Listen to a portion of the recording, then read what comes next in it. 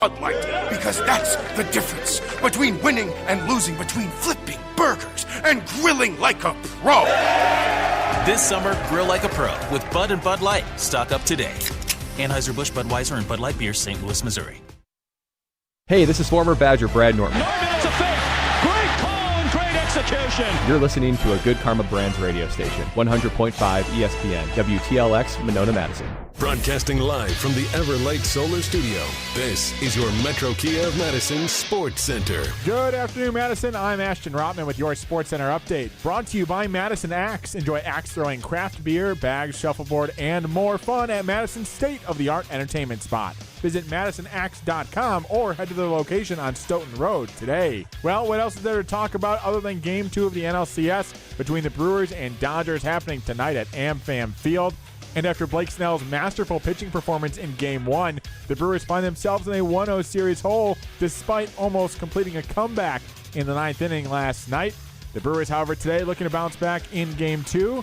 How's that going to shake out? ESPN MLB insider Jeff Passan on Wilde and Tausch earlier today talking about the Brewers' chances overall against the dominant Dodgers. I do think the Brewers, as currently constituted, are still good enough to beat the Dodgers. I think that happens if you play this series out 100 times. It happens 45. But at the end of the day, guys, I'm always a talent person. I will always bet on talent. And I just think that the Dodgers have a little bit more than the Brewers right now. And the Brewers Radio Network coverage starts at 6:30 right here on Madison's home for the Brewers, 100.5 ESPN. Jim and Molly's coming up next. Metro Kia of Madison, Madison's trusted Kia dealer. Stop into Metro Kia on the east side of Madison or metrokiaofmadison.com. Everybody's ego takes a shot on this show. You gotta keep your chill with Jim, Matt, and Molly. I am savage. So you're not special. Jim, if we want to play this game, we can play this game. And I'm just like, oh my God, this guy's going to swing on Jim. He's a complicated fellow. Oh. People like me. I don't think so. This is Jim, Matt, and Molly on 100.5 ESPN, the ESPN Wisconsin App, and ESPN Madison on YouTube. If the Brewers win tonight, I think they win. Win tonight in the series. Because I think tonight is a game that they're not supposed to win. 2-2 on Terang. Here's the pitch. Swing and a miss, and he struck him out. Went to a fastball about neck high, and Blake Trinan gets the final out of this ball game. It's not a must-win, but going to LA down 2-0 does not sound great. So I would say today is as must-win as it gets. Over Broadcasting live from the Everlight Solar Studio in downtown Madison, alongside Matt Hamilton and Molly Brown. Here's Jim Rutledge.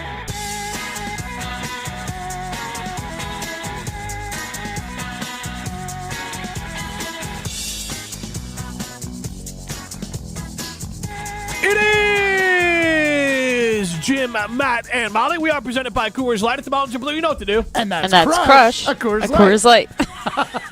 It sounded good in my ears. I don't know about you. It was wrong. If you can't tell, Molly Brown is not in the Everlight Solar Studio with us. She is in Beaver Dam for the hour, and then she is heading off to do some more important things. Matt Hamilton with us. Primetime Oilsheim behind the glass. Get into the show, 844-770-3776. That's the Carbus Talking text line. This is more. Matt Hamilton rocking his Brewers jersey. I am rocking a throwback Mitchell and Ness jersey. And Molly, what are you wearing? Well, okay. I'm not trying to show the Twins on the video stream. However, I am wearing a Brewer shirt. I'm not trying to show my Twins, but here's the Twins in a Brewer shirt. You could have just used some dazzling details. I didn't say flash us, Molly. It's an old school Brewer shirt, too, because it's an Adidas one. Yeah, it's the like M with the wheat ears. Yep. You can see us on the ESPN Madison YouTube stream. This is not my office, too, so, like, I don't know what these signs say on the back. Yeah. Like, there's a Raiders jersey. There's a Texas State This is flag Wally Lukaczynski's office, the guys from the damn sports show. Do not bother. Will Yap needs to work. Oh, sounds like you guys. All right. Savage. Now you can see my shirt better on the YouTube stream, so if you want to tune in. There you go. Molly's adjusting so you can see the shirt on the ESPN Madison YouTube stream. Stream us on the ESPN Wisconsin app.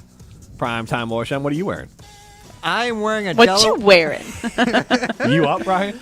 I'm very much awake at this point. I'm wearing a Delaware Blue Hens crew neck today. What the hell are the Delaware Blue Hens? It's the University of Delaware. It's Joe Biden's alma mater. What are you talking about? What are the Delaware Blue Hens? It's world famous. Nah.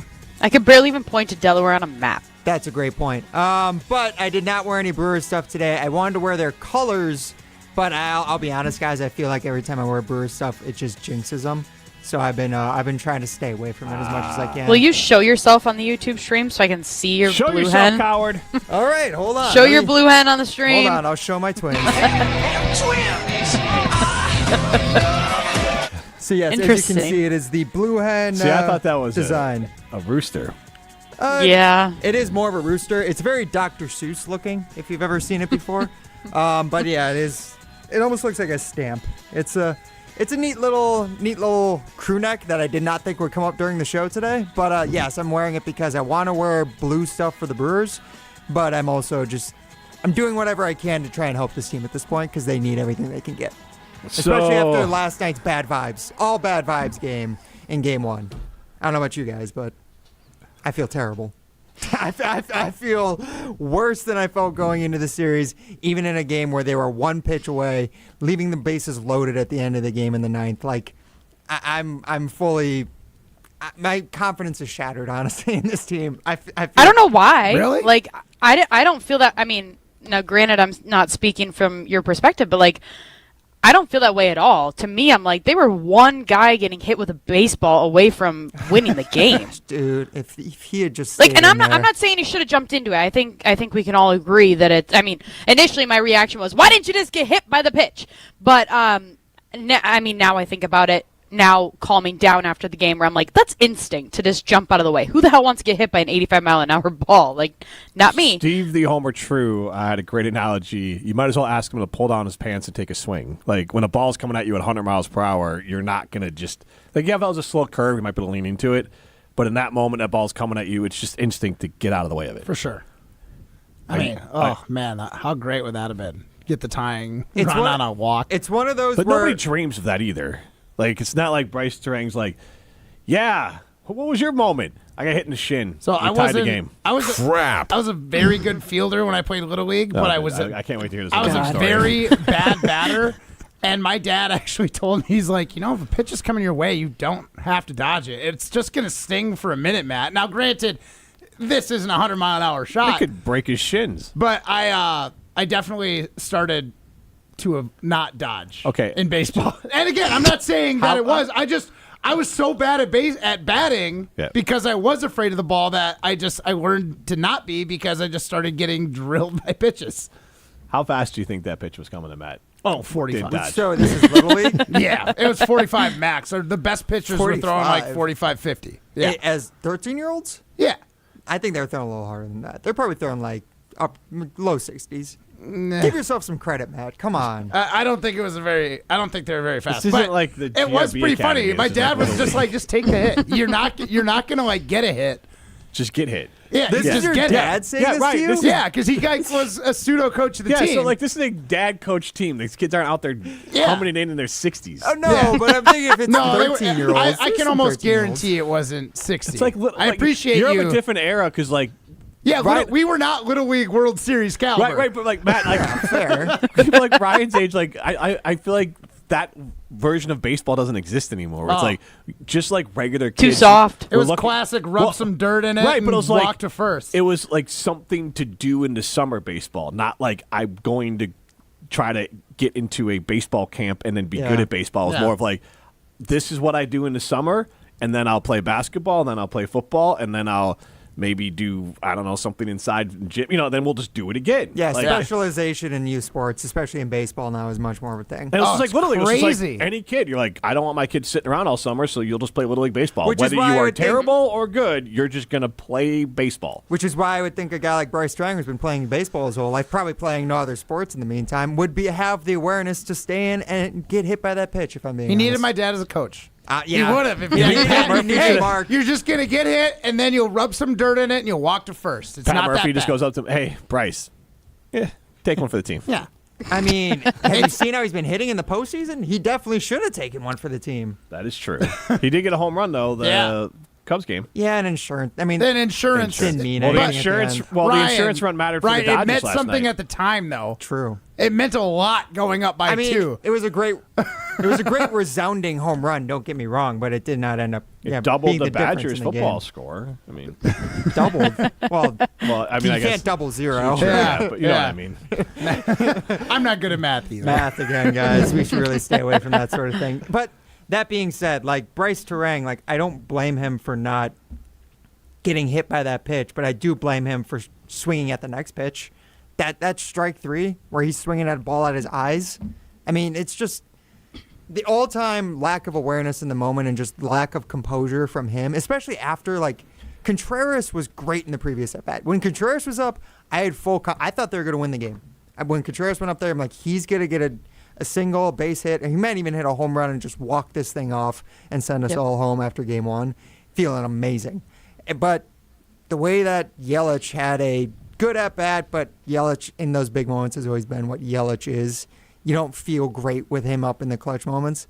And then Bryce Terang coming up where he had a decent at-bat, but you just cannot end it the way he does. And the way that the Brewers ending that game after getting shut out through 8 innings, Blake Snell facing the minimum 24 batters, first time since 1956 a pitcher has done that in the postseason. The last time was a perfect game in the World Series. The fact that that hasn't happened since then, and then the Brewers do that, and then they have a chance to actually win in the 9th was ridiculous. And the fact that they didn't makes me feel worse than if they had just like 3 up, 3 down. If they had actually been like the fact that they loaded up away. the bases and everything. Right. Is like, Yeah, yeah, it's kind of like what you wanted for the Brewers Cubs series. You wanted them to get as close as possible to tasting victory and then just absolutely rip it out. What was your expectation, honestly, like for victory there?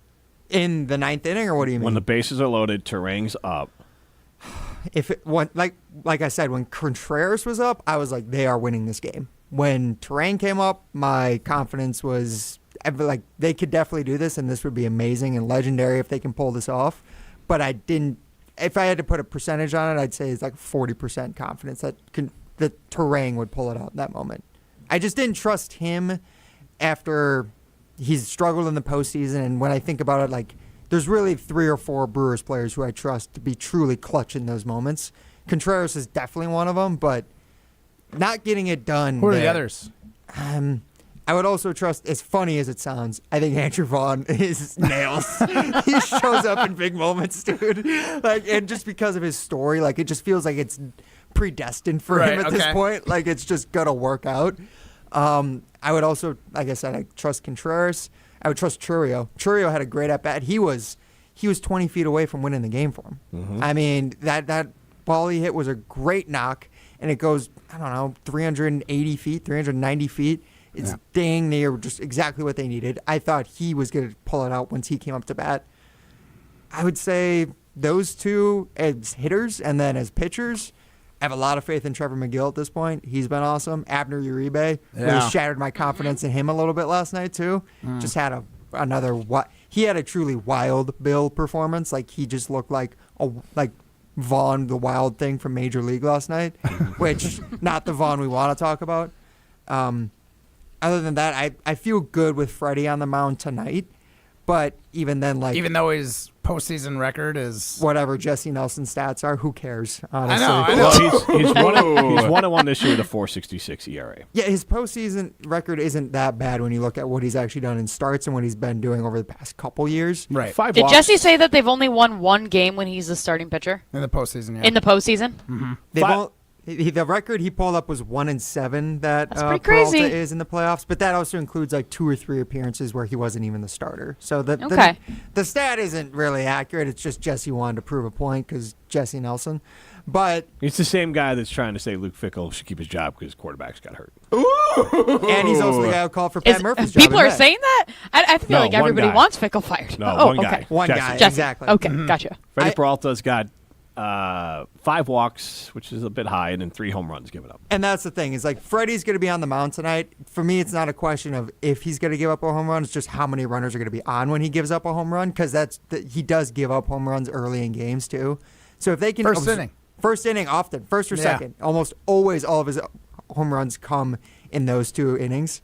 So if they can get through that and only give up like 2 runs in the first 2 innings, I'll feel okay about tonight's game. But if they are in that moment again and then need a clutch batter, need a clutch at-bat in the bottom of the 9th, hopefully Roki Sasaki is out there again pitching for the Dodgers because he did not look like he was ready either. But if I'm looking at the Brewers team, no, I don't feel like they have enough guys who are just proven enough and will show up in the moment, in the bottom of the 9th again when they need them to. Right. And they're going to need that to win the series. Do you feel like your brain, like if they do lose and they lose in a similar fashion, like is your brain automatically going to go to they should have done more in the off season or before the trade deadline and to actually acquire a big bat? No, because it's not about even having a big bat. It's about having a clutch bat. Like Christian Yelich has been the big bat they needed him to be, but I don't think he's a clutch bat that they need him to be in the postseason. Like they don't anything in the postseason. That doesn't change the question. Like there's plenty of guys that have been in the postseason. But none of those guys were like guys like that who are like show up in the big moments in the postseason. Like those guys weren't available on the trade market at the trade deadline, right? I mean, we were talking about Eugenio Suarez, who's been awful in the postseason for the Mariners, even though the Mariners have been great. They're great because of the big dumper Cal Raleigh and all the other stars that they have in their lineup. Whereas the Brewers are winning because their pitching has been so good.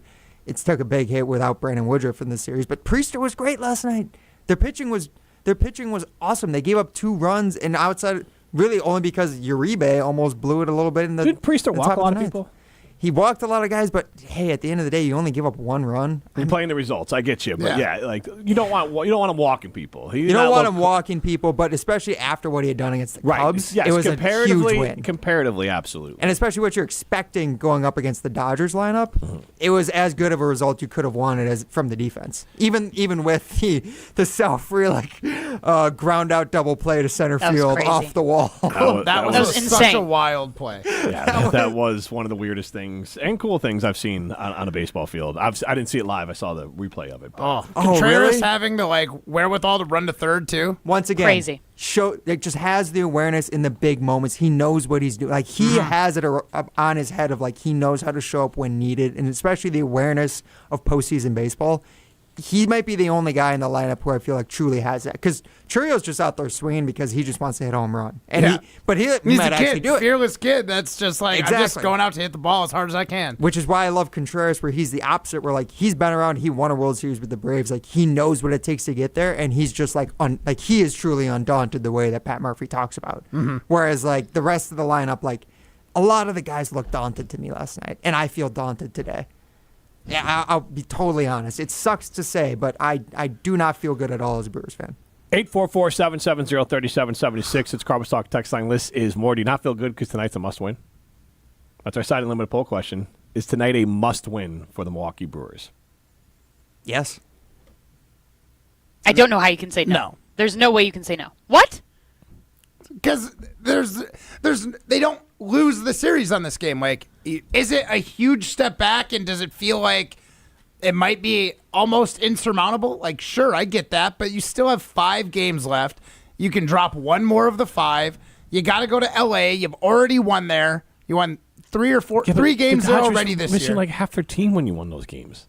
It doesn't matter. It's baseball. It's also regular season. The Dodgers are like locked in right now. That's true. Built for the postseason. I don't think it's about as close to a must-win as you can get, but you can still dig yourself out of this hole. I've been in absolute terrible situations in curling before, and we've been able to dig ourselves out where people would say, that's a must-win. Technically, yes, they can dig themselves out of a hole, but how realistic is it to say that you're going to come back from 0-2? Like, that is a massive hole. Sure. As you head into 3 straight games in Los Angeles, that's crazy. Yeah, Kevin Garnett's anything is possible is not like a rallying cry for the team you want to be rooting for. I thought that was Jason Tatum. That said that. Anything can happen, but like, sure. Yeah, anything can happen, Matt. A meteor could land on this building right now. Anything could happen. Like that's just if I'm a fan or I'm a player. Obviously, you're not. It's not over until the bell rings. Right. But for all intents and purposes, to go to LA for 3 games, if you lose this down 0-2 with Freddie Peralta basically spent till you get back to Milwaukee, and you got no other pitchers you can rely on, and you had to burn all that mental and physical energy to take 5 games from the to play 5 games against the Cubs because you couldn't close them out in 3. That starts to take its toll when the Dodgers have lost. Is it 1 time or twice? In the playoffs? Yeah. They swept the Reds so easily, and then, yes, they won. They lost 1 game to the Phillies. So they've played more games, or as far as they've won more games, and they've had to play more rounds and lost less games than the Brewers. Yeah. The Dodgers. Mm-hmm. Yeah. And a team that's built for this. That's it. We're built for this. The Dodgers are built for this. Dodgers are built for everything. Dodgers are just built to win, period. They are a behemoth. They are. Matt, tell us about Leinenkugels. Oh, I needed a Leinenkugels after last night. Lost in volleyball. Brewers took the L. I needed that delicious Leinenkugels brewed right here in Wisconsin with that German-inspired brewing traditions. They got some delicious flavors right now, but the only one I want to talk about is the delicious Oktoberfest. It's a classic Marzen, very malty, very delicious. And if you're looking for your own Marzen from Leinenkugels, you can get it wherever you get delicious beers. But remember, you got to be 21 years or older to enjoy. This is Jim Matt and Mike, presented by Coors Light. This is Martin Sensaker from Norway. You're listening to Jim, Matt, and Holly on 100.5 ESPN Madison. Hey, it's Molly Brown from Jim, Matt, and Molly. I've been drinking ZOA Energy for a while now, and I absolutely love it. ZOA is my go-to beverage when I need a boost without the crash that comes with other energy drinks. It's packed with natural ingredients like vitamin B and C, electrolytes, and has 0 sugar. It fuels my workouts and busy days. I recently had twins, and I have a toddler, so I need all of the energy I can get. Head over to ZOAEnergy.com to find the location nearest to you to pick up some ZOA for yourself. ZOA Energy for balance and drive. If you're looking for a special piece of jewelry for any occasion, Condon Jewelers is always there for you. Condon Jewelers has the best selection of jewelry you'll ever find and guaranteed to have the lowest prices in the Madison area. Free shipping is always available. Visit CondonJeweler.com or call 241-3406 and ask for Jim, the owner, who's at the store every day. Shop locally. Condon Jewelers, the jeweler on the east side, the jeweler on your side. Imagine the peace of mind knowing your home or business is safe 24/7. I'm Jeffrey Beckman, president of J&K Security Solutions, and we provide security you can trust. Serving Madison and southern Wisconsin, J&K Security Solutions offers state-of-the-art home and business security systems tailored to your needs. From video surveillance to home and business automation, to find out how J&K Security can help secure what matters most in your life, visit jksecurity.com. I was really anxious about college and felt overwhelmed at choosing one, but I'm so glad I didn't let that stop me. One tour of Madison College campus was all it took. The campus environment is amazing, so welcoming and friendly, and everyone is really supportive. My advice? See this campus for yourself. There's more to your story at Madison College. Visit madisoncollege.edu to get started. James Imaging Systems, the best document imaging technology, the best local service, and perhaps best of all, the very best people. People you can count on. People you can trust. That's all important to Amanda Burian, office manager with Covenant Lutheran Church. Absolutely. I think that having their reliability, I think just having them as a teammate and a partner. James Imaging Systems, partnering with local businesses and organizations to help them be more productive and more efficient. You don't have to worry about the printing, the ink. You don't have to worry about the copier. They take care of all of it. Saving the church money? It's definitely a savings. One last question, Amanda. Would you recommend James to others? I would definitely recommend James Imaging. James Imaging Systems, AI-driven workflow automation, security enhancements, digital transformation. Call 608-221-3457. James Imaging Systems, your local business technology partner. Coors Light presents To Chill or Not to Chill. When your friend skips your favorite song on the playlist. End the friendship. Or choose chill because that song lives rent-free in your head anyway. And you planned ahead by bringing Coors Light to the party. And the sound of that ice-cold can cracking open was music to your ears already. Coors Light. Choose chill. Celebrate responsibly. 2024 Coors Brewing Company, Golden, Colorado. Zimbrick Honda's presentation of Prep Mania has 2 games on the final week of the regular season. First, on Thursday night, Jesse Nelson and the Dean Dennis Summerall will be at Madison West as they try to secure a spot in the playoffs against the first-place Middleton Cardinals. Coverage starts at 6:30 on the ESPN Madison YouTube channel. Then, on Friday, join me, Hunter Vaughn, and the Dean as Sauk Prairie and Edgewood battle for a Badger Small Conference title. Again, coverage will start at 6:30 on the ESPN Madison YouTube channel. You're listening to Jim, Matt, and Molly, presented by Coors Light. Also brought to you by J&K Security Solutions, securing homes and businesses in the Madison area since 1987.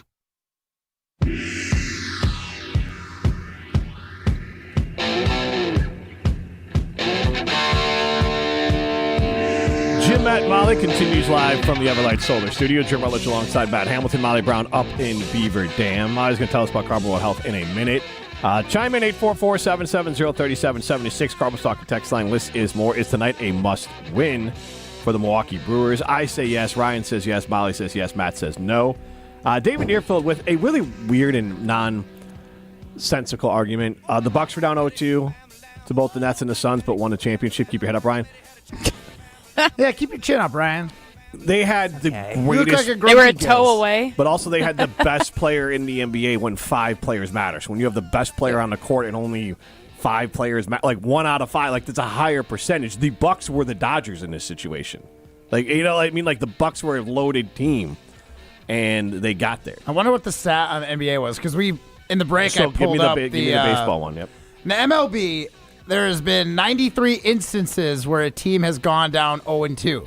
78 of those 93, the team that leads 2-0 wins. So 15 times has the 0-2 team come back and won that series at 16%. Which, honestly, so another way to double put it, digits. I like that a lot better. I thought it was going to be like 8%. Another way to put it is there's an 84% chance if the Brewers lose tonight, they will not be coming back in this series. That's another way to look at it. Yeah, that's not the way I'm going to look at it. I would also, I don't think we can find the number, but I'd imagine that's even worse for when the home team loses the first 2 games. I of the bet series. you could find that number too. Because then you lose the home field advantage. It absolutely is definitely that's the thing, and it's also the other deciding factor. And this is a 2-3-2, and I don't know exactly what it was for the Milwaukee Bucks back in that day, but it probably was 2-1-1-1-1. Yeah. So that also makes a difference to all those trying to point out the Bucks. If the Brewers lose, there's a very good chance they're never coming back to Milwaukee to play baseball this season because there's 3 games in L.A. The Dodgers just have to win 2 of those. And if they took the first 2, they probably like their chances to take 2 more out of 3 in L.A., especially because, and this isn't just about home field, the Brewers, and this is where payroll or organizational depth pays off, the Brewers are running out of gas. And that is what concerns me, or I would be concerned about if I was a Brewers fan, is that you have one pitcher. Your entire season rides on Freddie Peralta pitching well tonight, and your bat's coming to life. Because if it doesn't happen, you're rolling out what the rest of the way? Nothing you're going to feel super confident about. You could have Quintana come back, and you feel okay about Quintana. I'm not saying fantastic. But I'm saying that from a starting pitching position and like caliber, like he's a starting caliber pitcher. And then Mizorowski, it's just on the road in LA. That's a big moment. It's a given night. Who knows with that guy? That's the thing. And he hasn't started when was the last time he started? If he were to pitch again, I don't think he would start. Okay. They would still use an opener. They're outside of Peralta. They're probably going to use an opener in every game. Right, I'd imagine. And that's how much you'd does rather not be the having Dodgers right now. Yeah. How much does not having Brandon Woodruff affect this team? Incredibly. Yeah. The entire one, they beat the Cubs quicker, and 2, this series has a different complexion. You got one guy, like Ryan just said, true starter. You got one starter right now. Yeah. And that's not where you want to be. So yes, Woodruff's injury is devastating because they would have beaten the Cubs quicker, and they would be healthier for this series because then they could have lined up Peralta 1 and then maybe gone to Woodruff as 2, and then you can get into your bullpen stuff. The only thing with that is I think Peralta would have pitched Game 4 of that series no matter what. Fine, but maybe you close him out. If you close him out in 3, possibly. If Priester doesn't pitch that Game 3, I guess. But Priester, they probably roll with Priester because you should have more faith in him than I think we currently do. With how good he was in the regular season. Yeah, he's He's what right now in his last 20 starts? So he's 19-1. I don't know if he's 19-1, but the team had won 19 of the last 21 games he pitched or he started for them. Right. His record wasn't actually that. His pitching Right, record because wasn't he could that. be down and then they came back or something. There could be a no decision But for him. in this imaginary scenario, you could have started Woodruff game 2 and then Woodruff game 1 for the Dodgers. Yes, if you had him game 1, possible. But the thing is, that's when you look at it, it wasn't the pitching last night that came back to bite him. I know, Woodruff. I don't know if Woodruff would have put up fewer runs against the Dodgers. To be honest, I just in general though, Woodruff matters a lot for the series going forward. Yes, for their World Series chances. That's where I kind of that's for where they they are right now. If they had just been able to pull out the win last night, none of it would have mattered had they just done that. That's why I said if they stole last night, because I thought last night was going to be a steal. Not just the way the game went, but because of physically and mentally exhausted. And I'm not even saying hangover. I'm just saying that you spent so much of your physical well-being, your mental well-being to take out the Cubs. You had to do so much. If they could have come in, which they almost did, and steal game 1, then the Dodgers have the pressure.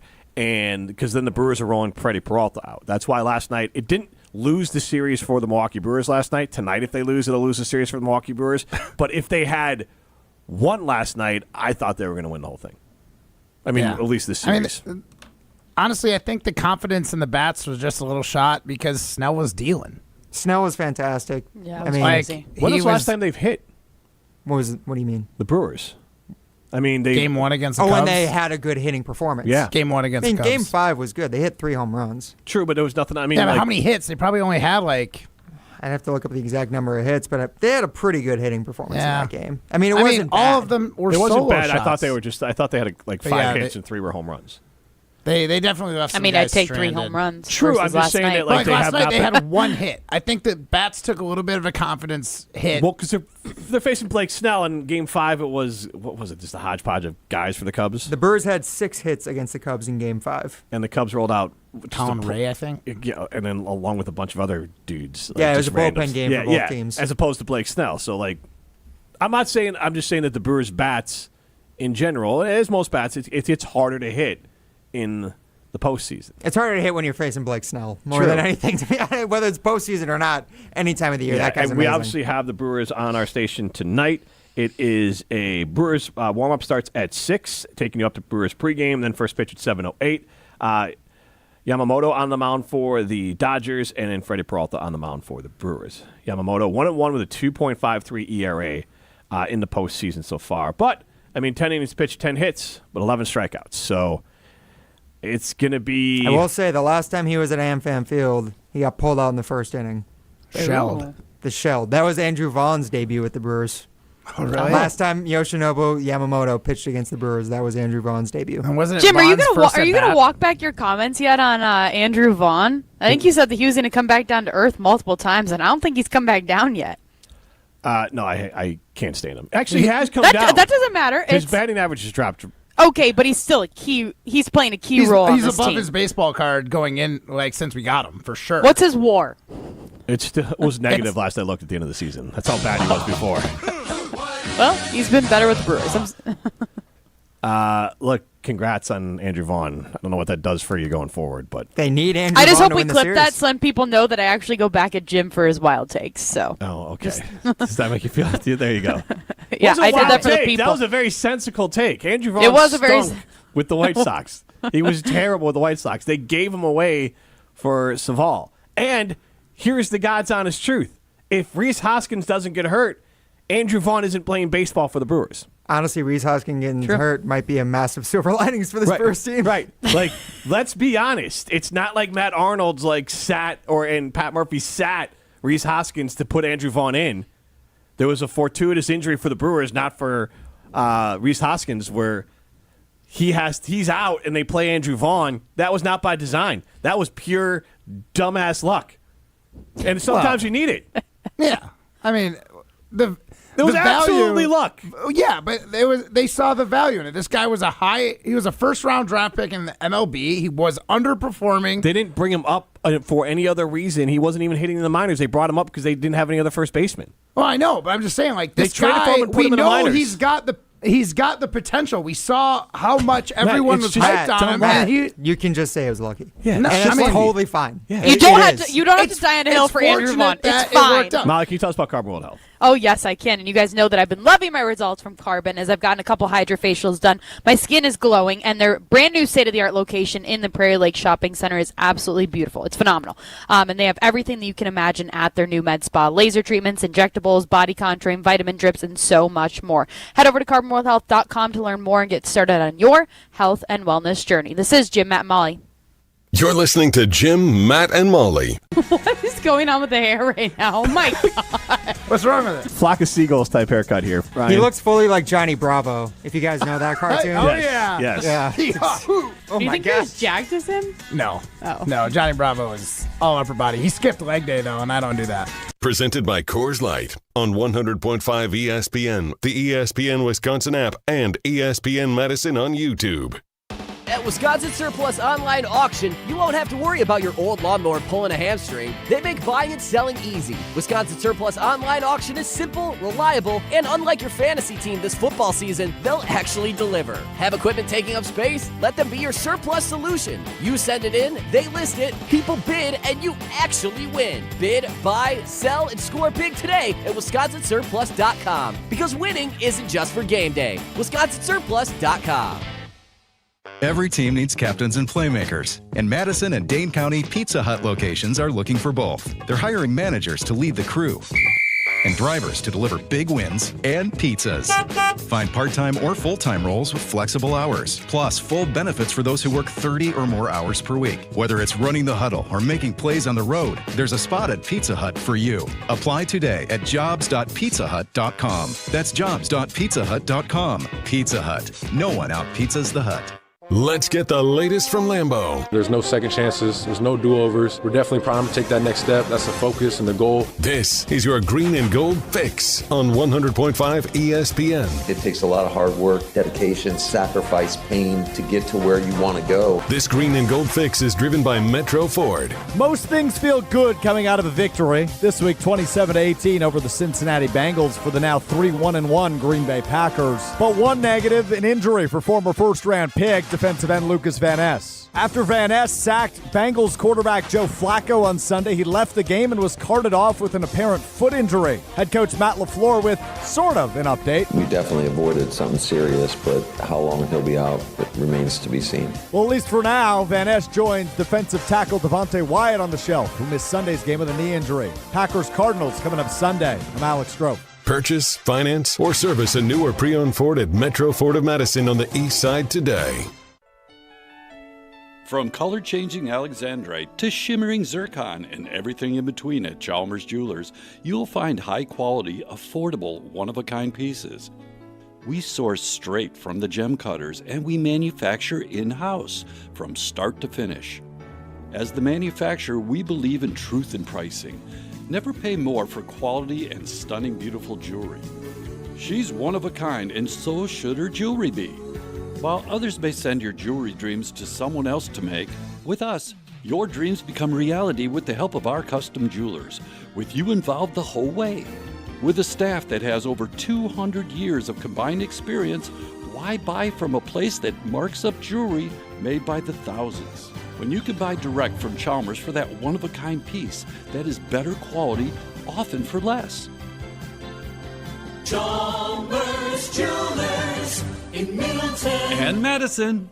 It's the best time of the year, and you know what that means for me. It's tailgating season. Hey, it's Alex Stroh. For my friends at Door County Distillery, locally produced, handcrafted, award-winning spirits made locally in beautiful Door County. If you're in Madison tailgating before a game, there's only one thing to do to elevate your experience, and that's bring it with Door County Distillery. Whether that's the cherry brandy for your old-fashioned, the single malt whiskey, or any of the gins, vodkas, and in-betweens, Door County Distillery has you covered. Find the retailer nearest you at doorcountydistillery.com.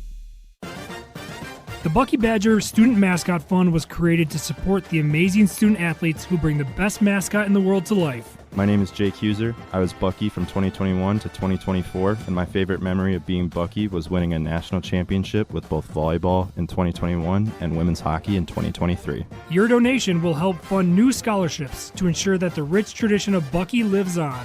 Learn more at supportbucky.org. That's supportbucky.org. This is Martin Sesaker from Norway. You're listening to Jim, Matt, and Holly on 100.5 SPN Madison. Jason, quick You question. are one of one. 3-time Wisconsin Sports Writer of the Year. Thank you for helping me prove my point, Molly. Because my point. Well, is this Matt Hamilton? Molly said it best. I said fart in the bathtub. She said gross. Do you have a question for Jason, or how is he supposed to respond to this? He asked the questions to me. No bats. By hanging up. Jason Wilde is on Jim, Matt, and Molly. What's up with that? What's up with that? Jim, Matt, and Molly continues live from the Everlight Solar Studio. We are presented by Coors Light. Molly Brown up in Beaver Dam. Primetime Laura Sean behind the glass. Me and Matt Hamilton are in Madison. We are thrilled to be joined by Jason Wilde. Jason, how are you doing on this Tuesday? I'm great. I got a text message from Matt Hamilton today. I think he might be interested in that Colette vacation to England, Scotland, and Wales. So I'm excited. Again, just text travel to 844-770-3776, Matt, or go to ESPNMilwaukeeTravel.com if you want to find out more about our trip. Yeah, I feel like Is this a show I trip can't win or that. is this a personal trip? Are you trying to find it out for It's yourself, or are you surprised in the show? Like going on a trip, Matt? I don't get to take trips for fun anymore, Jim. You know that. No, but he had mentioned in his You're trying to work this commercial in your that current schedule? He's going to Edinburgh Castle, and I've done that a couple times. It's awesome. I was just telling him like that you're gonna have a blast. Edinburgh is amazing. Okay. I've only ever been to Edinburgh. I don't know anything about Wales or England. I've only been to Scotland. Okay. So I just know that we've got a great tour guide. Colette has been. Homer went to Ireland. Like, they are first class all the way, which is good because, as Matt knows, I have never left North America. I went to a wedding in Mexico, and I went to a Packers preseason game in 1997 in Toronto. That is the extent of my international travel. So I'd be a little nervous if I wasn't in such good hands. Yeah, I mean, like the right travel guide makes all the difference in the world. Jason, before we get to the Packer side of it, we're having this little debate on the show. Tonight's basically a must-win for the Milwaukee Brewers, right? It's as close to a must-win as a non-elimination game can be. Thank I would agree you. with that. That's what I said. Gosh, come on. And they didn't like it. They got on me for it. Jump them, This is Molly. a must-win. This is a must-win. But, Matt, your response was like, well, because anything can happen, which we figured out is like less than 10%. No, it's 16%. No, because when you factored in going 0-2 when you have to then go on the road, it is much lower. Well, I mean, it's happened like 3 times. How many times? Passon said on our show apparently that it's happened like 27 times that the home team has lost the first 2 games at home of a 7-game series. And out of those 27 times, like I think he said 2 or 3 times they actually come back to win the series. So, yeah, this is the series isn't over if they lose tonight, but it might as well be. So, yes, whoever is saying it's a must-win, I'm on their team. Matt, Thank you. So he's on our team. Wow, He's not on your convinced him. team, Matt. You just convinced him, guys. Good Matt, job. Matt, this is very close to the curling when you talk about like when you're like, all right, you got no chance. Let's just call it. Yeah. Like that's basically what is happening if they lose. I don't think they're going to lose, but if they do, because you also the other part of it we're not factoring in is like Freddie Peralta goes tonight. That's their one pitcher, and so like there's just a lot on the line there. Not just going down 0-2, Totally agree. but also your pitcher. So, what did you say? 23 times it's happened that they've gone down 0-2, and only 3 times. 2 or 3 is what Passon said. Yeah. Well, if it's 3, it's 13% chance. So it's not over to that bell I think rings. it was 20. I think it said 27 times. Again, you can check it all out on the ESPN Wisconsin app, but you can't hear us on Spotify because Ashton Rotman hasn't fixed that yet. It's still double digit. It's 11. So I still have hope. You're like Jim Carrey in Dumb and Dumber. So you're If you saying went there's on a chance? roller coaster, if you went on a roller coaster and it was an 11% chance that you would crash and end up in the hospital for a month, will you go on the roller coaster still because it's 89% that you'll be fine? I mean, that's a little more. My heart being broken versus like every bone in my body being broken is quite a different thing. So I'm just saying, you make it sound like 11% is such a no, they got a really good chance, 11%. It could be worse. Is all I'm saying, Jason. Again, his argument is Jim Carrey's, so you're saying there's a chance. She gave him like 1 in a million. Oh my goodness. Do you have a question? I love this show what Matt Hamilton is on. I just want to state that for the record. I that feel makes like one of us. getting I love Matt Hamilton. I feel like cashing in on hope is just not something we should do. Hope is something that you got to hold on to. And 11%, if we do lose this game, is something. Matt, you're also the guy who's trying to hedge this, being like, well, whatever, if the Brewers lose, it doesn't matter. Well, I'm still going to say that this was a successful season for the Brewers. Nobody's saying it isn't. Regardless. Well, then that's not a hedge. That's just saying what it is. Just say you This just whole don't argument ever is a want to hedge. feel bad. Just say, I don't ever want to feel bad, so I'm just going to spin things. I'm a golden retriever. Of course I don't want to feel bad. However I can spin it. In fairness to Matt, I have to deal with Jesse, who today was basically is so afraid of being hurt that he's already setting himself up by claiming that Freddie Peralta hasn't been good enough in the postseason. We heard that. That's so insane. he's going in expecting them to lose tonight, which you might have, like, what are we doing here? Like, what a downer. Again, I hope they go. I hope they tie the series. I hope it goes 7 games. I hope that this is a great story. That I hope I get my Seattle Pilots World Series. That'd be great. But again, I don't see myself having a lot of control over that. You don't have a lot of control, Jason. Just sit back and enjoy the roller coaster that gives you an 89% chance of survival. It sounds like this show. Take that for data. Jason, I have a Packers question. Thank God. Yes. The Packers defense. Have we been duped by Jeff Hafley? Duped is strong, Molly. Yeah. I've heard the word fraud. I'm not saying it, but I'm just saying I've heard it. Oh, God. What is Jesse training you now for how to hedge? She's been really. They're all just building straw men here because it's the fall season. We're just going to build up. People are saying. Lately, People are saying. Whoa. I would say this. I don't think that they're fraudulent. The first 3 games, I do believe that's who they are. I think one of their weaknesses is that they don't have great cover guys, and that wouldn't have been solved by keeping Jair Alexander. He was active for the Ravens, who are in a tailspin, and he didn't even play on defense on Sunday. And they got beat by 3 touchdowns or something ridiculous. So that's not helping them. But their cover guys are good enough if they generate pressure. But the problem has been, and LaFleur mentioned this yesterday, and I remember when Mike McCarthy, of all people, brought out this weirdly shaped, narrow horizontal clock, and it was basically to keep track from snap to release of the ball by the quarterback. And if it went over 2.5 seconds, that was too long. The problem was his quarterback was a guy you might remember, Aaron Rodgers, who would love to extend plays. So that thing was hitting like 6-7 seconds a lot of times. So, that's the goal, is the quarterback has the ball out of his hand before 2.5 seconds. And LaFleur mentioned yesterday that they clocked not only Dak Prescott from 2 weeks ago, but Joe Flacco from Sunday, and it's more like 2 seconds flat that they're seeing. Well, that half the second is a huge difference between the quarterback getting hit and not. Mm-hmm. And so I think teams have said, all right, we have got to get the ball out of our hand. That's the way we neutralize Micah Parsons.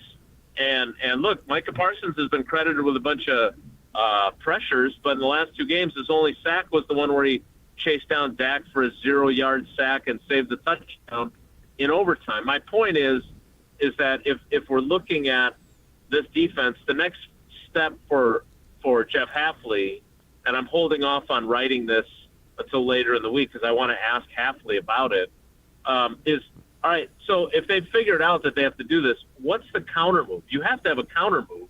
Does that mean you start sending more rushers and try to overpopulate them? Like, what exactly is the approach? Because right now, it's working against the Packers' defense. They don't have good enough corners to cover without pressure. The ball's coming out quickly. They haven't tackled as well. I thought they tackled better on Sunday than they had against Dallas.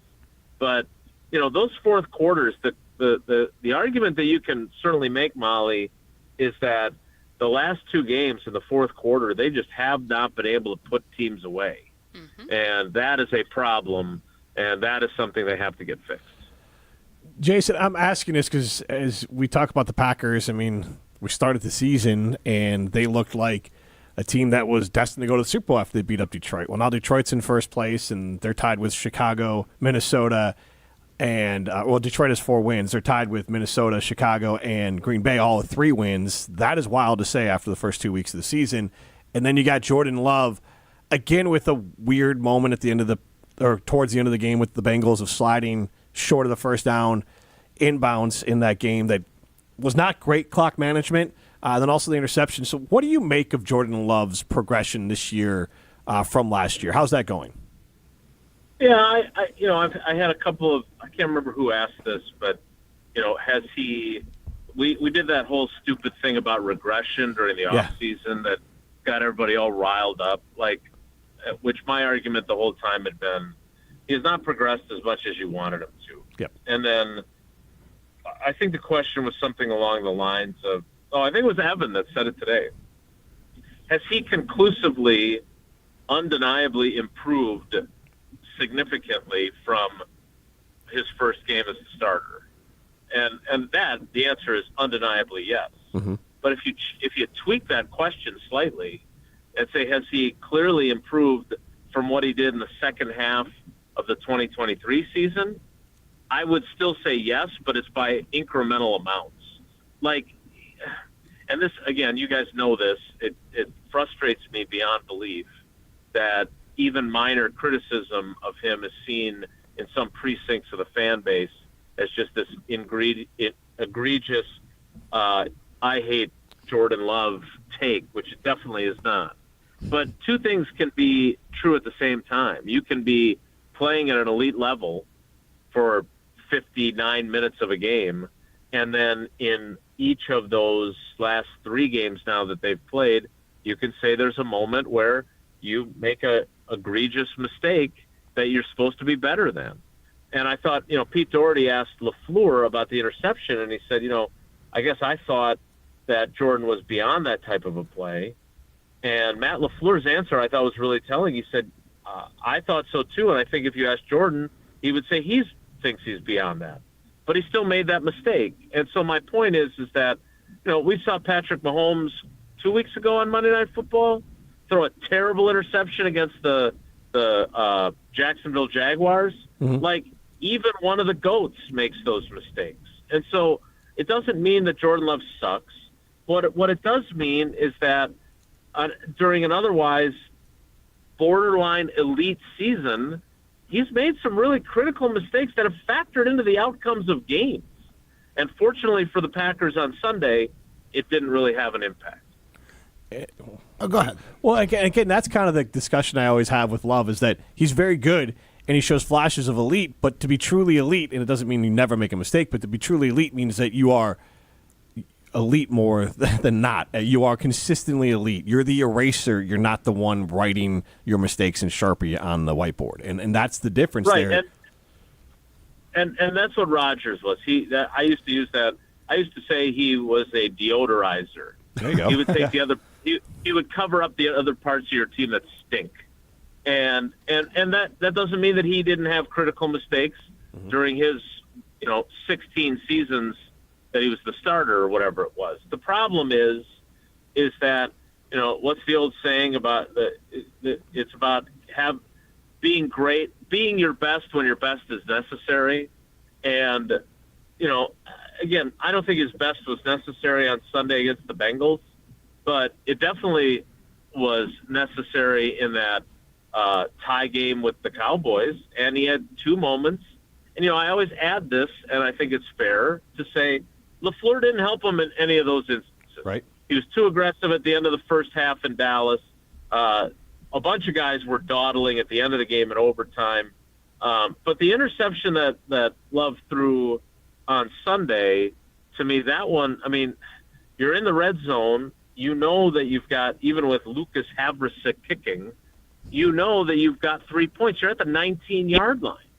Like, you cannot, off balance, falling out of bounds, into double coverage, try and fit a ball on the sideline to Romeo Doubs. Now, in fairness to Jordan, in the fourth quarter, to set up that last Havrisik field goal, he is moving to his left, throws kind of across his body with that fall-away motion, and he hits Matthew Golden for an enormous key play and gain.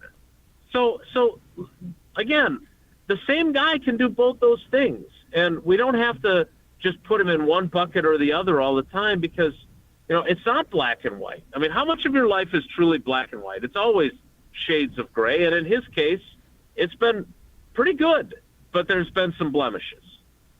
Jason, so Matt LaFleur obviously likes to spread the ball around, even with Rodgers. A lot of people got touches, but Rodgers always had a guy, and it was obvious. And I just don't feel like Jordan Love has a guy. Am I wrong in that judgment? Or yes, Tucker Kraft. Yes, you're wrong. Is he? He hasn't gotten a lot of touches. Yeah, that's what I'm saying. Again, we're gonna go into that gray area again because I think he's got two guys and a third emerging that he feels more confident in than others. Okay, one is obviously Romeo Doubs. Now, whether you agree with that or not, we can have that debate. But he targeted him 9 times on Sunday. Mm-hmm. That's a lot. Okay. Tucker Kraft, I think, only got 2 targets, but I think Tucker Kraft is second on the team in targets. And there's obviously a chemistry there.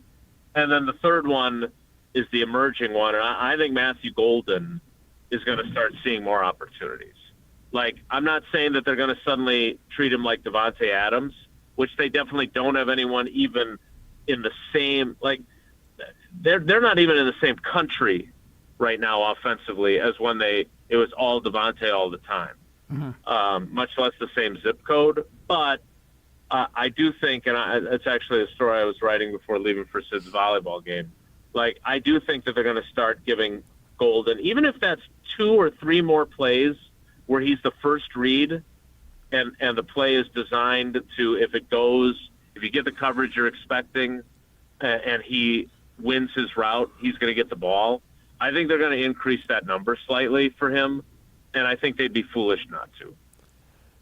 Jason, that's awesome stuff. We really appreciate your time. All right, of course, guys. Take care. Be good. That's Jason Wilde. Matt, before we get out, and Molly's got to head out for the day, can you tell us about Odyssey? Oh, the delicious Odyssey feta made right here in Wisconsin. They use locally sourced milk, 10 gallons of locally sourced milk to make 1 pound of that delicious feta cheese. And they have a whole ton of flavors for you to get your Greek on with, whether it's the sweet heat, the smoked feta, the regular feta, there's reduced fat, no fat. They got Mediterranean herb, peppercorn, and a whole lot more. So if you're looking to add a little Greek flavor to your dinners, whether it's on pizza, in a salad, or a whole slew of other ideas that you can come up with, check out Odyssey Feta wherever you get delicious feta cheese. He's Matt Hamilton. I'm Jim Rutledge. Molly Brown out for the rest of the day. This is Jim, Matt, and Molly, presented by Coors Light. You're listening to Jim, Matt, and Molly. Brandon in Tulsa, my calloused heels ended their silk chic era after one night. Oh, God, that just, You all right over there? I hate the feeling of when your feet or something on your body is dry and it scrapes against the sheets. Oh, God, that just, I'm with you on that. Presented by Coors Light on 100.5 ESPN, the ESPN Wisconsin app, and ESPN Madison on YouTube. Rah. Pella Windows and Doors of Wisconsin present your Badger Minute. Here's Pablo Iglesias. This Badger Minute brought to you by Starion Bank with 3 Madison area locations in Middleton, Sun Prairie, and Monona. Starion Bank is here investing in your community. Start your experience at starionbank.com. Member FDIC. Wisconsin football still unable to get it right. This after Bucky was shut out for the first time at home in 45 years. Can the program figure things out before the hole becomes even deeper? Riley Elk's thoughts on the current program during Wisconsin College Game Day's postgame show. This is not acceptable. It doesn't matter who's coaching the team right now, man. I just want someone who cares about Wisconsin. So I don't care who our coach is anymore. I've wanted Luke Fickell to succeed. That clearly at this point is not going to happen anymore. Get a whole house of new Pella windows for as low as $297 a month with 0% interest for up to 60 months. Wow. Don't sit on the sidelines, folks. Visit PellaWI.com today. One reason so many local organizations choose document imaging technology from James Imaging Systems? The people. Amanda Burrian, office manager at Covenant Lutheran Church. One of the main things that has always been absolutely outstanding to me is the customer service rep that comes out and helps with the technical stuff. He is absolutely wonderful. James Imaging Systems, a 100% locally owned and managed business technology company. And that translates into better support, better service. Fast, efficient, they're dedicated, and they're willing to be there when you need them. So it's wonderful service. Amanda, James Imaging Systems, more like a vendor or more like a partner? Like a partner. And your overall business experience with James? That feels more like a partnership as well. James Imaging Systems, AI-driven workflow automation, security enhancements, and digital transformation. Call 608-221-3457. James Imaging Systems, your local business technology partner. Zimbrick Honda's presentation of Prep Mania has 2 games on the final week of the regular season. First, on Thursday night, Jesse Nelson and the Dean Dennis Summerall will be at Madison West as they try to secure a spot in the playoffs against the first-place Middleton Cardinals. Coverage starts at 6:30 on the ESPN Madison YouTube channel. Then, on Friday, join me, Hunter Vaughn, and the Dean as Sauk Prairie and Edgewood battle for a Badger Small Conference title. Again, coverage will start at 6:30 on the ESPN Madison YouTube channel. Step into nostalgia with the Miller High Life Dive Bars of the Month. Listen to Jim, Matt, and Molly every Thursday to find out where you can enjoy the best High Life specials in Madison. Plus, to celebrate our love for dive bars, we'll be giving away a case of Miller High Life to one lucky fan every Thursday. Live the high life with Jim, Matt, and Molly and enjoy the champagne of beer in its natural environment. Like the Village Green, Cahoots Bar, Whatever Bar, and Dot's Tavern.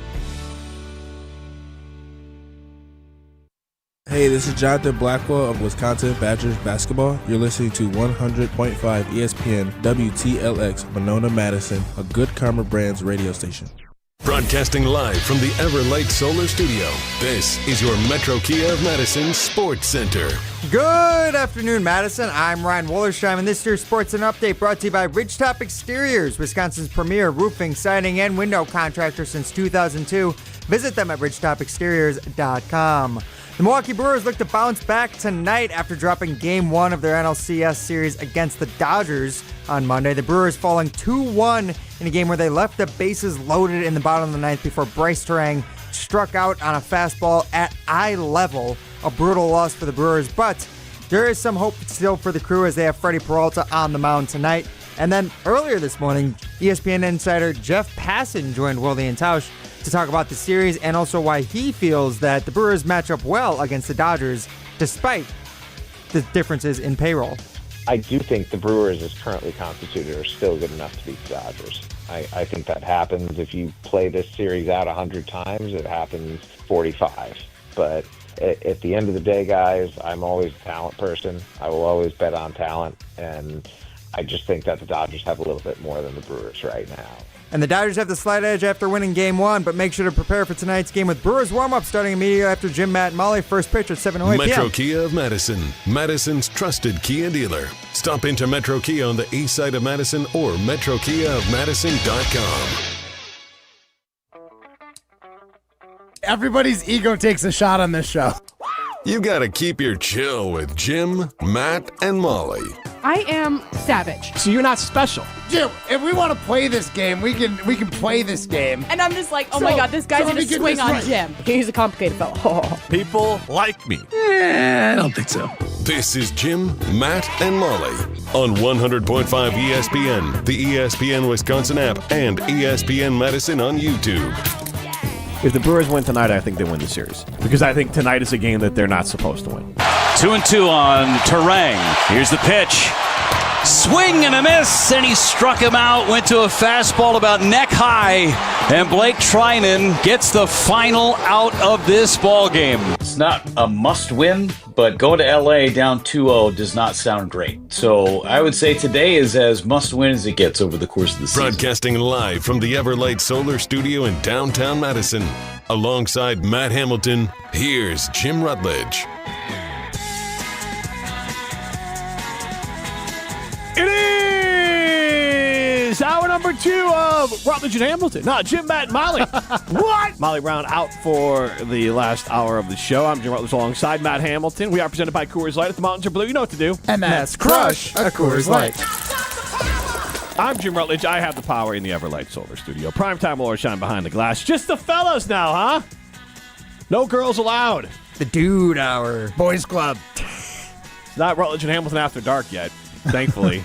That was a throwback to our He-Man Woman Haters Club.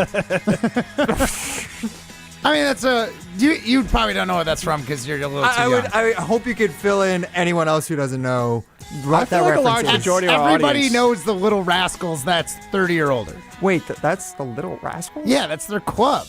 Yeah. You just touched my butt, Dewey. I know your tricks, Dewey. Your references are so sick, Matt.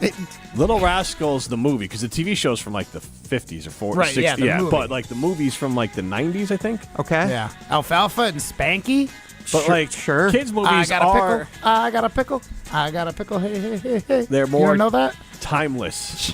Ryan, you are so young. Like kids' movies, they are timeless. Like you just kind of fire them up. Yeah, I mean, The Lion King, I think, came out like 3 years before I was born, and I watched it until I was like 13. This was in the same kind of like era as like The Little Giants. Still never seen The Little Giants. Oh my Little God. Giants I know, is so I good. know. Oh man, I wish Matt LaFleur would call the annexation of Puerto Rico. Great It's not play. tight. I'm not tight. Get into the show, 844-770-3776. That's Carbon Talk text line. List is more. We do have a Siding Unlimited poll question, and we can get to some audio that played in the open there, but we can kind of get to some audio to see what other people think as well. But we are asking you, is tonight's game a must-win for the Milwaukee Brewers? And 87% of you say yes. Take that for data. Let's hear, who else said yes? Was it maybe Jeff Levering on Jen, Gabe, and Chewy also said yes?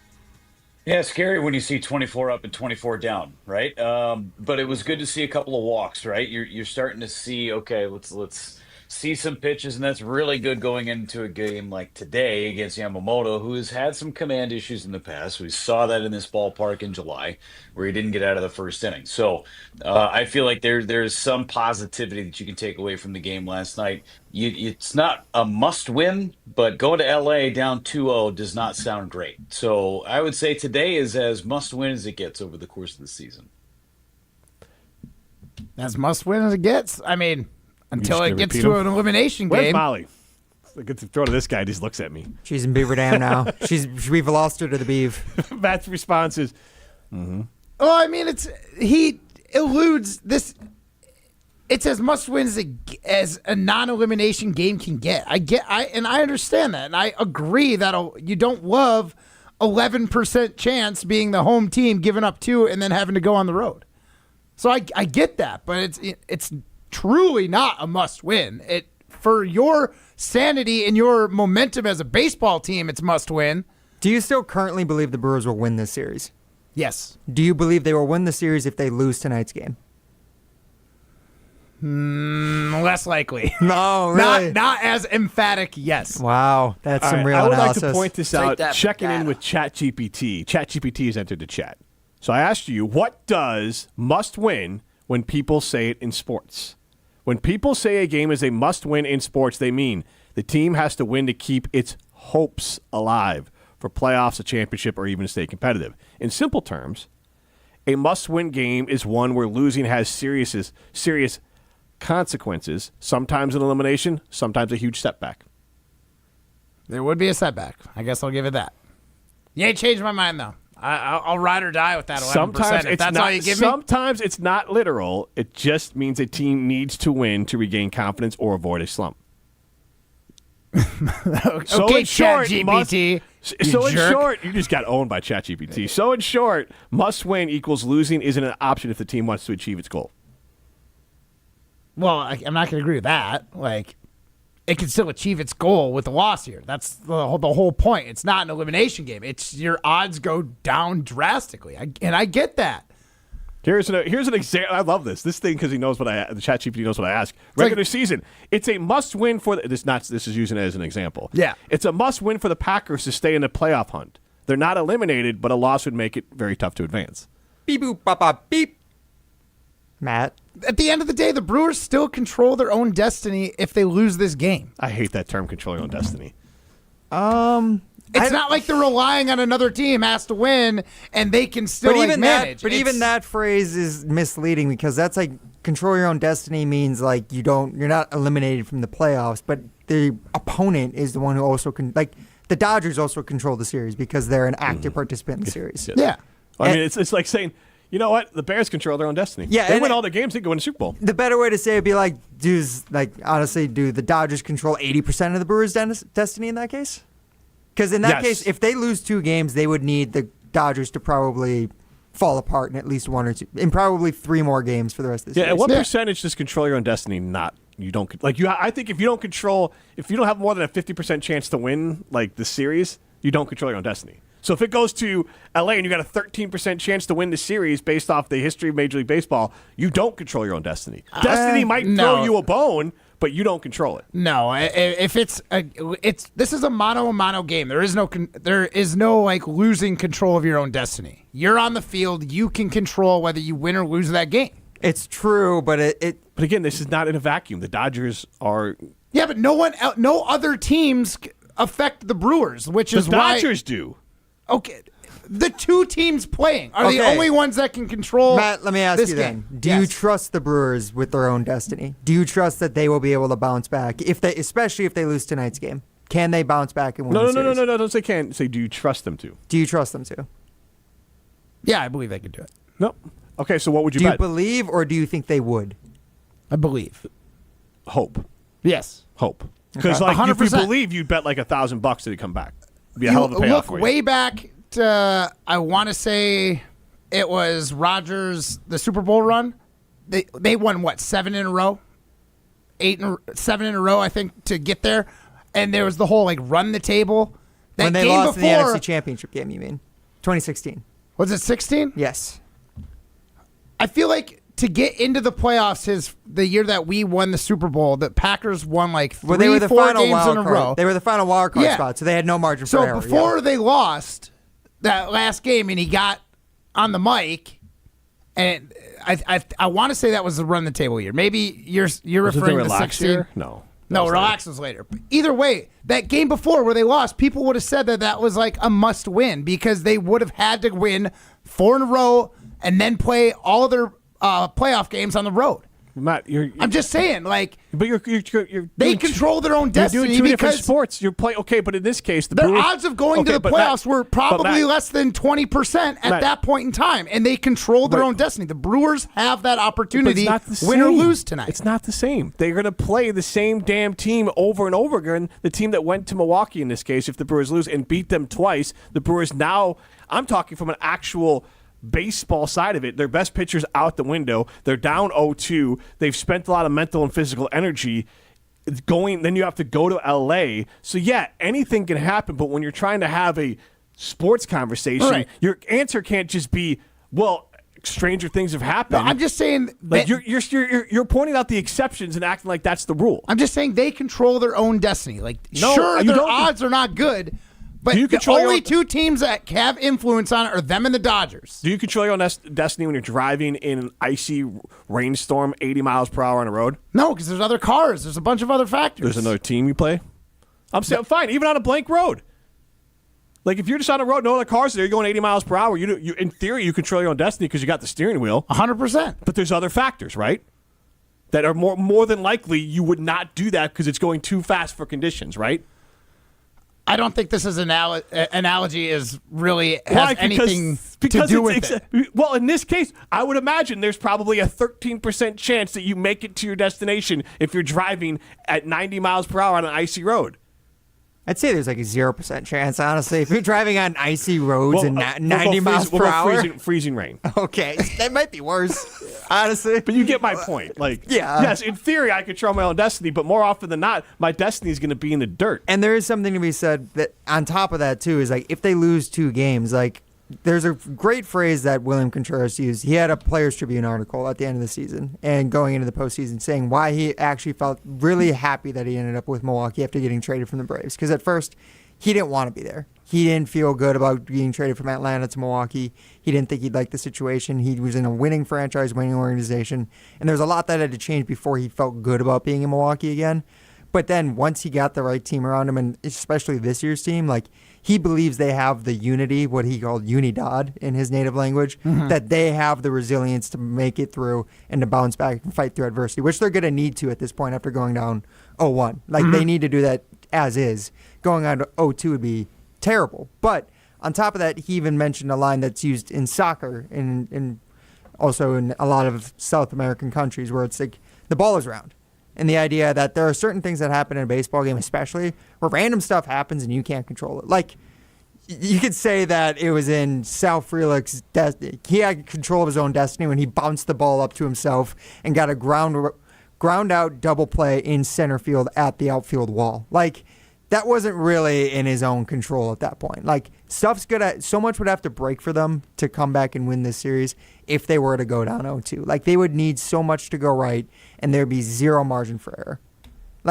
And they would need a lot of breaks on top of it, too. They would need stuff to go their way. They would need a lot of I think I'm getting stuck in the semantics of control your own destiny. Well, because I'm not going to jump off and say the Brewers at any point don't control their own destiny here. Like, for the example, you're not going to convince me. That's fine. You still can be wrong. We're used to it. So, like, you don't have to win this argument, Jim. I'm just telling you that controlling your own destiny, in my eyes, is only if other teams have control of what can happen. Other teams outside of the two going head to head at the time. So the Dodgers control their own destiny, right? They also control their own destiny. Whose destiny is more important? Who has more control if they lose? Who's got more will to make their destiny like what they want happen. They both control their own destiny. But the Mariners have no impact on the Brewers. Okay, but the Dodgers do. Exactly. And that's the Brewers have to keep on playing. Two teams can control their own destinies. The Dodgers control their own destiny, and so do the Brewers. Okay, but in this case, control your own destiny to me means you have a feasible chance of belief it can happen. Right now the Brewers control their own destiny. Even when you're using it in sports, as we just talked to ChatGPT, that we are arguing the dumbest thing in the world because you're trying to take something literal that has never been defined as literal. We didn't say is this an elimination game. That's not what we asked you, Matt. We asked this as a must-win. And in normal sports conversation, a must-win... I have conceded the must-win part. Okay, so you're right. They're not playing it in an elimination game.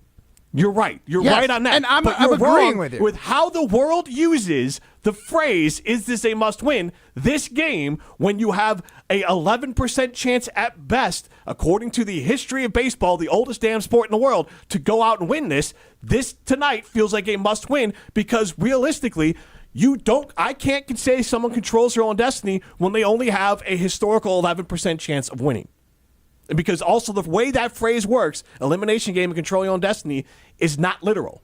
If this was literally an elimination game, you're 100% right, Matt. Right, that's why I'm agreeing with you that this is.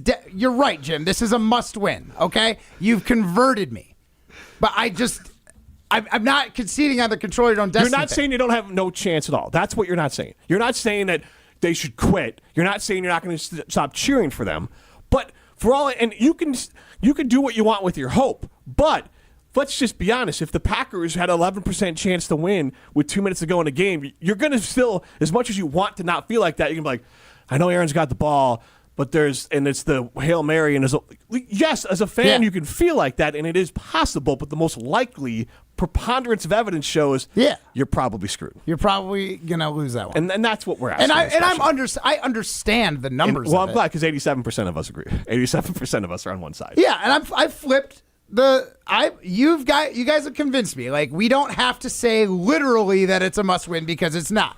Let's hear from Jeff Passan before we go to break. Because he had thoughts on this as well from Wilding and Taos. He said he mostly agrees that tonight is a must-win game as well. Actually, Jeff Leverett kind of said it. I mostly agree with you that tonight is a must-win. I'm not entirely there. There have been 27 series, I think 28 now after yesterday, where the home team has lost the first two games of a 7-game series in baseball. 3 times teams have come back from that. So it's not impossible, but you guys have gotten a pretty good look at the Dodgers at this point, and I think last night was a game that's reflective of what they are right now, which is a team that is built around pitching, and yet there's not a whole lot of pitchers that they have a ton of faith in, and it's what should give Brewers fans hope. If they can get back to the situation they were in last night, not maybe as dire of a situation, they don't have the first 24 batters retired, or not first 24 batters retired, because Matt's guy, the Durbinator, did get on base and then got thrown out stealing. But I do think that if they can at least make it so that it is within a one-score game going into the 8th, even 7th inning, like, I do really like their chances to come back with multiple opportunities at bat. I like the chances of the Brewers to win tonight. It's very hard for the Dodgers to still be on the road and win 2 games on the road. So we are arguing something that I would imagine is the Brewers are favorites, I would imagine, tonight. In tonight's matchup, maybe, but even then, like, the matchup favor, like, the favor is going to be slightly towards the Brewers. If I was betting, I would bet the Brewers to win tonight. I think it's hard. Yes. because they know this is a virtual must win. Just honestly, if you're the team, though, doesn't that put more pressure on you? It puts pressure on you, but your back's against the wall. Yeah, but honestly, the way that this team is That's matter. Do you believe in this team can handle pressure? That's a different question. That's what I'm not sure about. Vegas has the Dodgers as the favorite. What, minus 120 to even money for the Brewers, right? Okay, then a slight favorite towards the Dodgers. But the ESPN matchup predictor has a slight favorite to the Brewers. Oh, that's 51.5 to 48.5. Okay, well, at that point, that's Vegas taking people are betting more money on the Dodgers. There's more because the line confidence. did open at 130 and now it's 120. Yeah, so the money moved and towards that's what the it should be. The Dodgers have the deeper team. They have the better roster. Like, they are the better team overall. At the end of the day, I would say this: if you're the Brewers, you're talking about what Levering talked about. You're talking about what you talked about.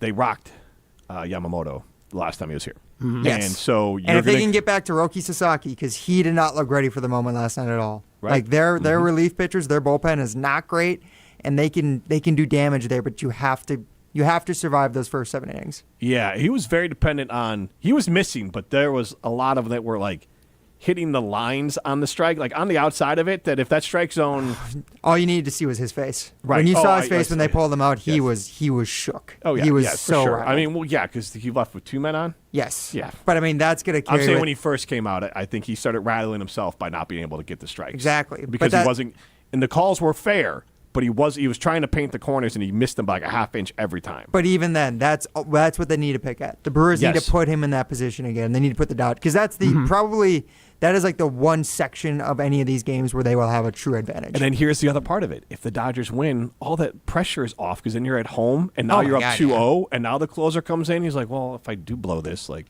we're still up 2-1. And that's what I'm saying. There is so much pressure on the Brewers to win tonight. There is. They definitely feel it. I mean, it felt like you could tell, like, looking into their dugout after they lost last night. The way they lost last night, too, like, that, I hope that doesn't carry over to them today, I think it's very important that they get some runs early.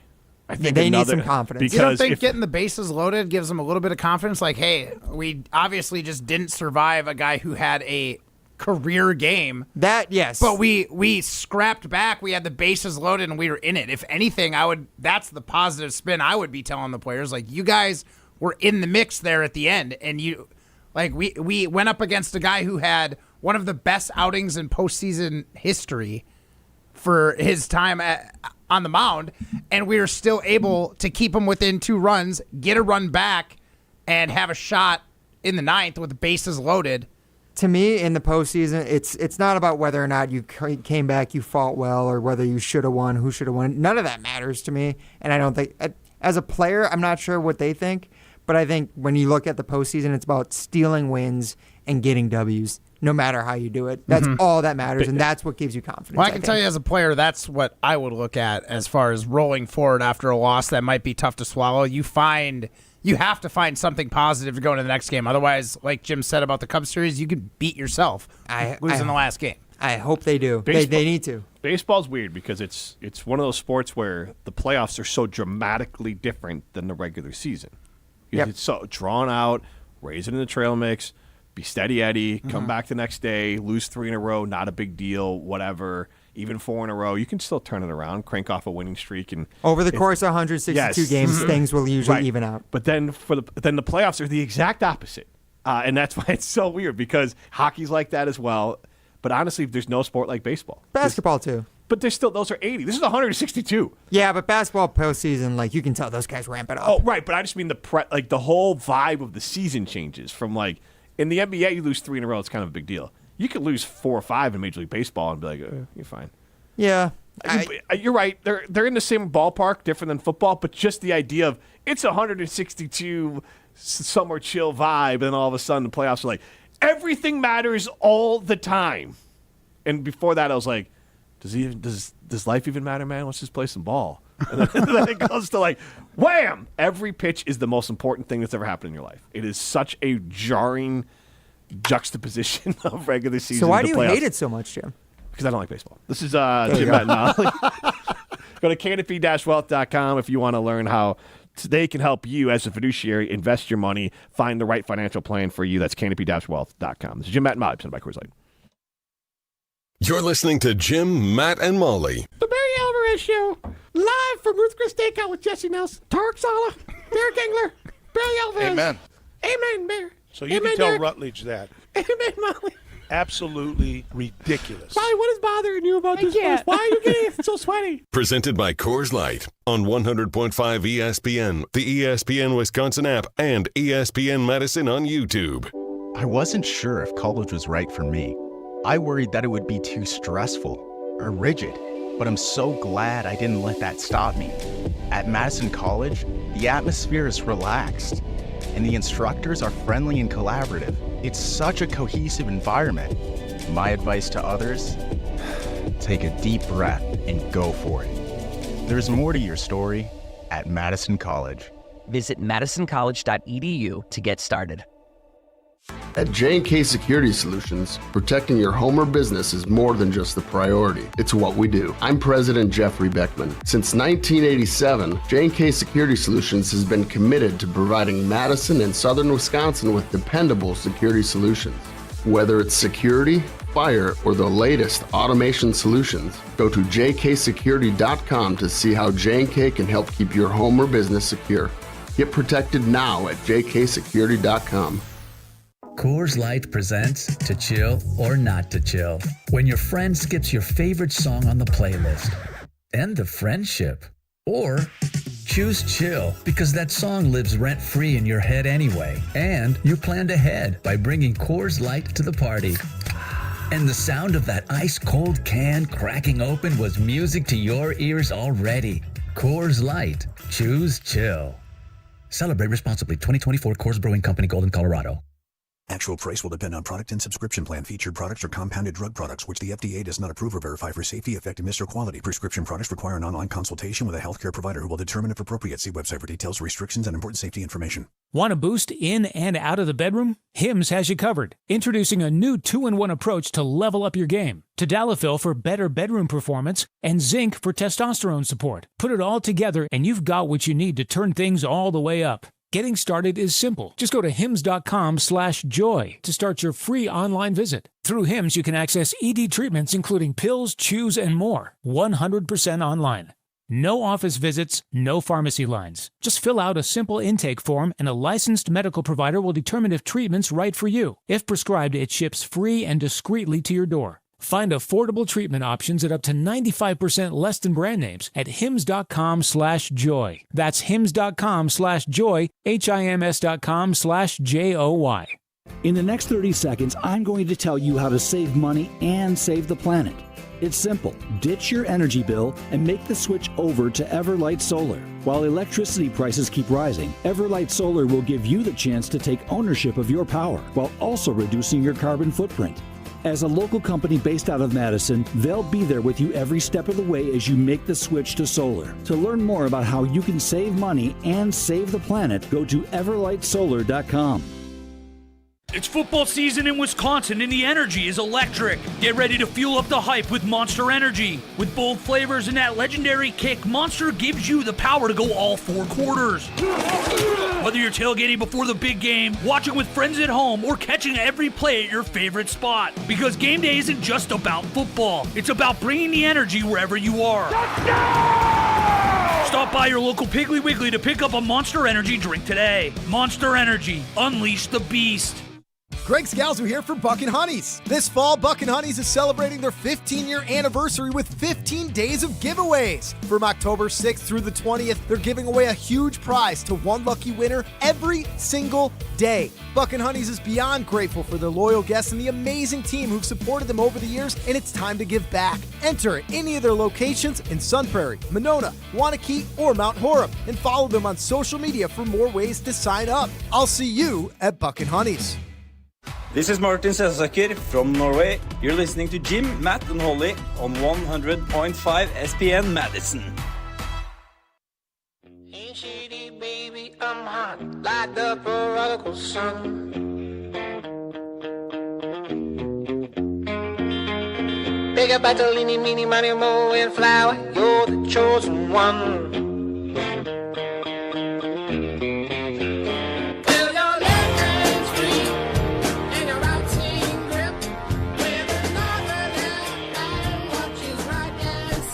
JK Security Solutions, veteran-owned, locally owned, family-owned. They will protect your home or business with commercial security and fire protection and home security. Talk to our friends at J&K Security Solutions, big partners of and fans of the Milwaukee Brewers. Brewers baseball. Brewers warm-up starts at 6. Pre-game at 6:30. First pitch 7:08. Brewers versus the Dodgers. NLCS Game 2 in a must-win for the Milwaukee Brewers. Hamilton, Some are saying. Near must win. Almost I'm not doing this again. All right, shot behind the glass. Barry, can you tell us what you would do as the Badgers? Matt, I'm going to tell you this right now. Mm-hmm. I feel like there's a better chance that the Brewers come back from 0-2 than the Badgers score a touchdown in the next 2 games. Is this a must win for Luke Fickell? I think it's already over. That's a good question, actually. If he won this one, he's staying. If he won this, it would be really hard to get them to move. Should we ask that as both? If Luke Fickell beats Ohio State, does he keep his job? I think it's a yes, but it's like the idea of that, like, if I don't know. This feels like a marriage that's in trouble that has a baby to save their marriage. No, not even that. I don't even think a baby. I guess we have to stay together now. I don't even think a baby could save this marriage. Twins? This is like the vow renewal. Twins and a vow renewal. Yeah. Maybe that's what it is. He needs to beat Ohio State and Oregon, and then he saves his job. Well, I mean, if you beat those two, there's going to be expectation for like when you play Minnesota and when you play some of these other teams. If you got Indiana still, and they're what top? They're number 3 right now. Indiana might be the best of the bunch. That's fair. It's fair. The Badgers' schedule is hellacious. It's so I don't know what Luke Fickell, like hearing him in his post games, I can only imagine how tough it is to listen to him in pregame speech. Yeah. Like it cannot be confidence instilling at all. I mean, let's just put this into perspective. And Matt, maybe you got a curling comp for it. Then we'll get to Barry Alvarez from last night telling what he would tell his team of Ohio State.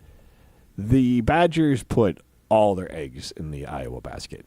It was, we're doing extra push-ups because we lost 42. We're doing 42 extra push-ups. We're doing 42 extra running up the hill. Did they actually? Is that like? Yeah. That was like what they talked about and stuff? Oh, yeah. All off-season. They made it like they basically the rallying cry. You know how you literally before the season even started, this was literally a circled game on the calendar. You know what? You know how like teams have the bulletin board material and they'll have different photos of like or pictures of what people say about them or people they want to beat. The entire bulletin board for the Badgers was just their Iowa vision Hawkeyes. board. Yes. You know, sometimes when you put that kind of pressure on yourself, it can work detrimentally. So especially if you lose 37 to nothing. No, I mean that's embarrassing. But for like, sure. How do you even like? I don't know how you come back from that, where you put all your eggs in this basket, and these are college kids, and then you just got housed. You lost by a larger margin than the game in question. Yeah. Because that was 42-10. This is 37-0. And this time you lost at home. And you might not score against Ohio State. No, I think Ohio State's defense will definitely outscore the Badgers' offense.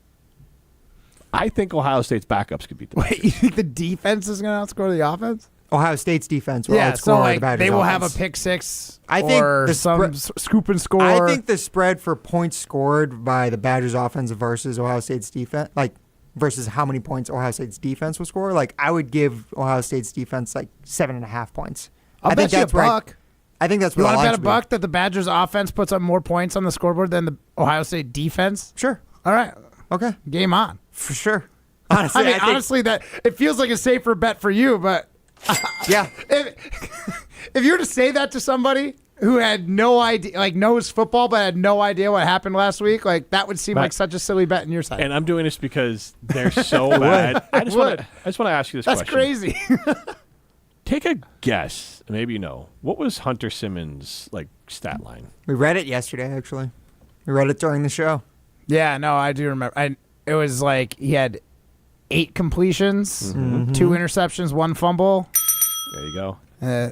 Probably 20 interceptions. 8 20 for 21. attempts? 8 for 21, 82 yards passing. That's that was damn near nails, good job. Matt. Yeah. 38. And that wasn't even just retention stuff. I just don't think we fully grasp how horrible he was. What is wrong with Danny O'Neal? Is he alive? Danny O'Neal was no better, guys. 8 of 20. You can't he's do your better than 8 second of stringer. 21? He has to be. Did a you little see bit what better. Danny O'Neal did against Maryland? Okay, 8 of 21 for 82 yards and 2 interceptions, plus that stupid throw it backwards fumble. Yeah, that was the dumbest Can I point one. this out? Hunter Simmons, old. He's a senior. Yeah, he's a grad transfer. Yeah, grad transfer. Yeah, there's a reason he was at SIU. So it's not like, oh, this is going to get better. No. So put Danny back out there because, I don't know. Why? There's a world that Danny O'Neal could play quarterback for you next year. No. I don't want to live in that world. Well, I don't think that's the Badgers do either. Well, we're living in it. Yeah, Ryan, just the grass ain't He's entering always the portal, greener. too. The grass ain't always greener You because can we're enter going the to be portal all you going. want. The portal might kick him back to Wisconsin. Wisconsin doesn't have to take him back. Wisconsin's going to tell him to go in the portal. To play whom? To play for Sam Houston. Go down there, No, join I'm Phil saying Longo. who is playing quarterback for the Yeah, Badgers? Ryan, you're more likely to go play quarterback for the Badgers. They will find somebody. You need I'm not saying it'll be human better. body around because Billy Edwards, in theory, is graduating. Carter Smith is on the roster. Yeah, he's staying. Well, I mean, I'm just saying that I think if Luke Fickell ends up getting fired, then I think basically the entire roster's leaving. Right. So I'm saying, who knows? New guy coming in might want. Might be even worse. He might go 7 for 20 out of 21 with 70 yards. How bad is Carter Smith that he doesn't travel? That's their 4-star recruit that was mad he didn't go to Michigan because they recruited the quarterback over him, but you can't see the field on this.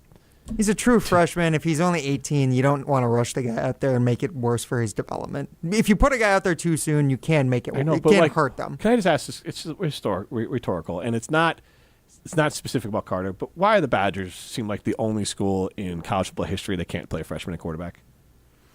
I mean, that's a good question. Because they've never had one who's good enough, and finding a freshman quarterback who's good enough to start right away is hard. Like those are very. Yeah, but I thought are they not good enough find. because they don't have the opportunity? Because clearly the coaches aren't seeing it right when they have a backup in Danny O'Neal and then they're running One of out them beat the Simmons. Badgers. I don't know what that says, but Yeah, exactly. What's that say for the But what quarterbacks does of the this say? opposition? You get what I'm saying. I understand. Would you want to run out a freshman against Ohio State, then Oregon, then a bye week, and then Indiana? No, it's fair. Can we just goodness gracious?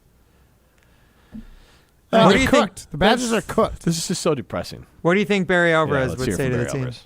Absolutely I'd look at that and I'd preposterous. sell the team as an opportunity. Not look at it in awe because they're number one. You look at the game as an opportunity and take advantage. You have the home field. Then I'd give our guys all of our advantages. You're playing at home. That I'd make up all kinds of stuff. Playing at home in front of a half-packed house. I love how honesty is. I'd make up all kinds of stuff. There was a bit down in South Florida where they did this fake Howard Schnellenberger would call in and he would do this thing about going to see FAU, going to play for FAU football. Uh-huh. And because he coached at FAU at one point, didn't he? Yes, and it was a knockoff of Michael Irvin did this really dramatic one about thousands of people are here to see you play at Miami, and this one was when you go out there, this game will be broadcast on ESPN The Ocho. There's literally tens of people in the stands. There's a Owl TV and a college newspaper reporter out there to document this game, and we're going to go out there, and nobody's going to care. That's basically where the Badgers are at right now. This is utterly preposterous. I mean, right now you're going for the tailgate. Yeah, you're going out there. The good news is, fellas, nobody cares what happens. They're here for the jump around, and anything that happens after the jump around doesn't even exist in this world. I love the jump around. I stayed for it every game I went to all 4 years I was at Wisconsin. I don't know if it's worth staying 3/4 of this current Badgers football team just to do jump around. I'm credentialed for this game, so I'll be in the press box, and I am curious to see if the press box moves, because that usually jump around the press box will sway a little bit. I felt like it was a little haphazard, like, hey, we're here, let's just do the jump around, and then we'll get out of here sort of thing, as opposed to the jump around. I mean, I don't know, 2010, which is going to be within 2 weeks of when they upset number 1 Ohio State in 2010 with David Gilreath returning the opening kickoff. That jump around, I thought the TVs were going to fall on us. This jump around, I don't think, you could do the old Jurassic Park, put your cup down in the press box and see the water move. I don't think it ain't moving. I don't think you've seen it move. We'll throw some stones on their side. This is Jim, Matt, and Molly, presented by Coors Light. You're listening to Jim, Matt, and Molly, presented by Coors Light on 100.5 ESPN, the ESPN Wisconsin app, and ESPN Madison on YouTube. At Siding Unlimited, we're really excited for the fall season. Not only are we proud partner of Wisconsin Athletics, we are also fired up for an exciting fall season cheering on football and volleyball. If that's not enough, we're really excited to share with you that Siding Unlimited is Wisconsin's best window and door installation team. Siding Unlimited is a Pella Platinum Premier National Contractor of the Year award winner 5 times. Looking for new windows and doors? Visit us at sidingunlimited.com or stop by our beautiful showroom in Madison.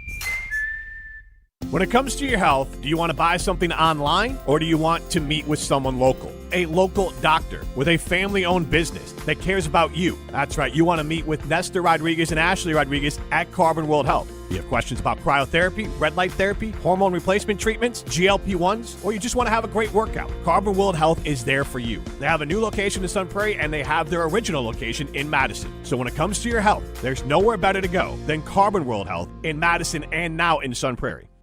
Matt Hamilton here for Leinekugels, the craft beer that showcases a commitment to tradition and quality, founded in 1867 in Chippewa Falls, Wisconsin. No matter where I'm at, on the ice, on my boat, or if I'm just watching the big game, I always have a Leine's in my hand. Whether it's the refreshing summer shandy, the smooth honey vice, or my personal favorite, the juicy peach, there's a delicious flavor for every moment. Pick it up wherever you get delicious beer, but remember, you gotta be 21 years or older to enjoy. Chevy trucks have you covered when the road takes you from smooth sailing to Chevy Colorado will eat up some of the toughest terrains with 5 available drive modes. And Silverado and Silverado HD have the muscle to take you out for some serious with multiple engine options and impressive towing. While Silverado EV is the perfect combo of performance and capability. Nice. Making it a snap to hitch up this electric truck and hit the road. Wherever the road leads, Chevy trucks are right there with you. See your Badgerland Chevy dealer today. The new Piggly Wiggly Pig Points program is here, and earning rewards just got easier. Now you'll earn 10 Pig Points for every $1 you spend, and redeem those points on your favorite products right in the store. It's simple, it's rewarding, and it's all right here at your neighborhood Piggly Wiggly. So shop more, earn more, and save more only at Piggly Wiggly. Sign up today at shopthepig.com. Piggly Wiggly, shop the pig. Life's better with Drive My Way from American Family Insurance, because we know it's more than just a car. It's your escape pod, your adventure mobile, your memory maker. And we help protect the dreams that drive you. Personalize what you pay for auto insurance and you could save between 5 and 20%. American Family Insurance. Get a quote and find an agent at amfam.com. Products not available in every state. Unsafe driving behaviors may increase your rate. Visit amfam.com to learn more. American Family Mutual Insurance Company SI and its operating company, 6000 American Parkway, Madison, Wisconsin. Hey, Matt Hamilton here to tell you about the delicious Odyssey Brands, a family-owned company crafting award-winning cheese right here in Wisconsin for over 4 generations. Made with locally sourced milk, Odyssey brings bold, Greek-style flavors straight to your table. From savory, crumbly feta to rich and creamy Greek yogurt, every bite is a taste of tradition and quality. You can find Odyssey products at most major retailers nationwide and online. Odyssey, crafted in Wisconsin, loved everywhere, dairy done right. ESPN Wisconsin's Mark Tauscher here with a refreshing offer for a bath or shower remodel from Kohler Services. And this month only, get 0 interest financing for 12 months and a free shower door with your Lugstone shower remodel. My new friend Chris from Oostburg is one of their skilled installers who demos your existing bath or shower, removes it, and disposes it before installing your brand new dream shower. Visit KohlerServicesWI.com to request your free quote with fast professional installation always included. That's KohlerServicesWI.com. This is Martin Sesaker from Norway. You're listening to Jim, Matt, and Holly on 100.5 ESPN Madison.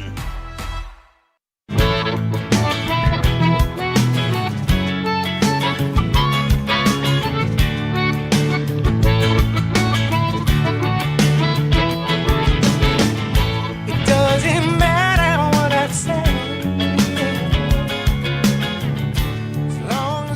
Rutledge and Hamilton / Jim, Matt, Molly continues live from the Everlight Solar Studio. Jim Rutledge alongside Matt Hamilton. Primetime Laura Sean behind the glass. Get into the show, 844-770-3776. That's Carbos Talking text line. List is more.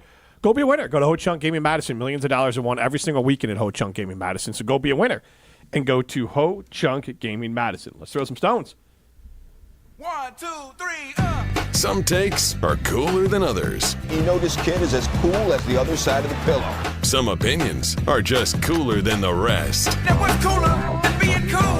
Ice cold. And if you keep it chill, then it's a cold take. Chill out. I'm chill. I'm chill as a cucumber, man. I'm always the coldest. This is Throwing Stones, presented by Metro Kia of Madison, Madison's chillest Kia dealership. So Tyrese Halliburton is infamous now, I think, in these parts as the Indiana Pacers point guard extraordinaire. Took his team to the NBA Finals, blew out his Achilles, but he has been a Bucks killer. He's famously from Oshkosh, didn't play for Wisconsin. That's not, I don't think, his choice. He went out to Iowa State. Is that right? Cyclone, indeed, yeah. Yes, so he went out to Iowa State. All the good basketball players from the state of Wisconsin go to Iowa State. They really do. Or Duke. Yeah, Con Knippel and Tyler Hero now. That is 2. So I would say mostly Iowa State, though. Okay. Knippel was not Duke. I'm sorry, Tyler Hero was not Duke. Oh, he's the other blue team. What am I talking about? Yeah. Kentucky or Duke. Yeah. Hate both of them. JP Tokudo went to North Carolina, one of the best players. It wasn't good on North Carolina, but was one of the best players in the state. Okay. Right before Tyler, I believe. Okay. Tokudo? Diamond Stone went Diamond to Stone, Maryland. Yeah. Yep. I remember him. Yep. Kayvon Looney went to UCLA. He went to UCLA. I was thinking also Jalen Johnson had gone. Jalen Johnson, yep. He did. And then you also had I forgot one more. Oh, Jordan Poole went to Michigan, right? Is he Wisconsin? He's a Milwaukee kid, yeah. Yep. So they go anywhere but Wisconsin. It's the damn blue teams. I swear to God. Not just blue chip, just blue teams. Yeah, not just blue bloods. It's just teams that wear blue. The Badgers need to change their colorway to get some of these players. Red, blue, and white. I mean, I can get behind it. Yeah. Can you? I hope so. Giannis says he's leaving the country when he's done. He wants to finish his career in Greece. Yeah, that's where he's from. Hey, I can't blame him. Yeah. Greece sounds pretty great right now. Greece is cool. I'd love to go there. All right, Tyrese Halliburton has made Wisconsinites very upset. Now, my understanding is, and I haven't verified this with Tyrese Halliburton because I don't have any way to do that, but my understanding is that Tyrese was scheduled, and I do remember this, to throw out the first pitch during like an Indiana-Milwaukee series. The Bucks balked at it at some point, rightfully didn't want him to get booed. I'm guessing he didn't like how it was handled because he hasn't thrown out a first pitch since, and maybe he wasn't given the opportunity to decide if he wanted to go out there and throw that first pitch or not. But yeah, like didn't they cancel on him? Like he didn't do it. Right. The Brewers canceled it because of they were worried about him getting booed. He was going to throw out a first pitch shortly after the Pacers had bounced the Bucks from the playoffs. It was like, I want to say it was like 6 weeks later. Yeah. It was within a close enough time where like he would have been booed for sure. So, and now he was seen wearing a Cubs jersey during the Cubs vs. Brewers series, and now he's wearing a Dodgers jersey on the bench because obviously he's not playing this year. So a little bit of a troll job, but he feels like he got jobbed a little bit by the Brewers. Absolutely. And I mean, I also am spiteful and can hold a grudge. And you grew up a Brewers fan just like Tyrese. Yeah. And, you know, I was fortunate enough that I didn't beat any Milwaukee team 6 weeks before they asked me to throw out the first pitch, but I totally get that. Like, I feel like he was done a little dirty, and I think it's totally fair for him to be like, you know what? I'm a pro athlete. I don't need to have affiliation with this team I grew up with. They did me dirty, and all because they thought I'd get booed a little bit. And I mean, let him pick.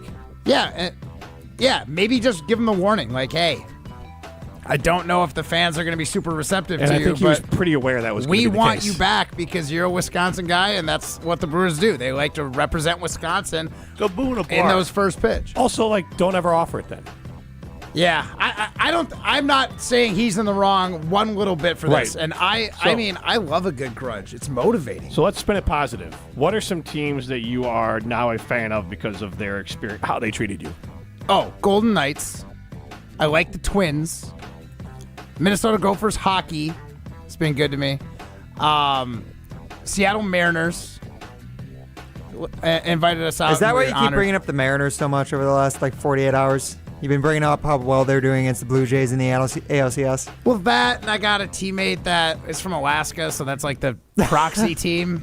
You know what I mean? Like, if they're showing baseball up in Alaska, it's the Do Mariners. people from Alaska just root for the Washington pro teams for the most part? Yeah, I mean, it's probably what you get on television, right? Do they have TVs in Alaska? The Farmer 5. Same thing as Matt Hamilton. Same as me.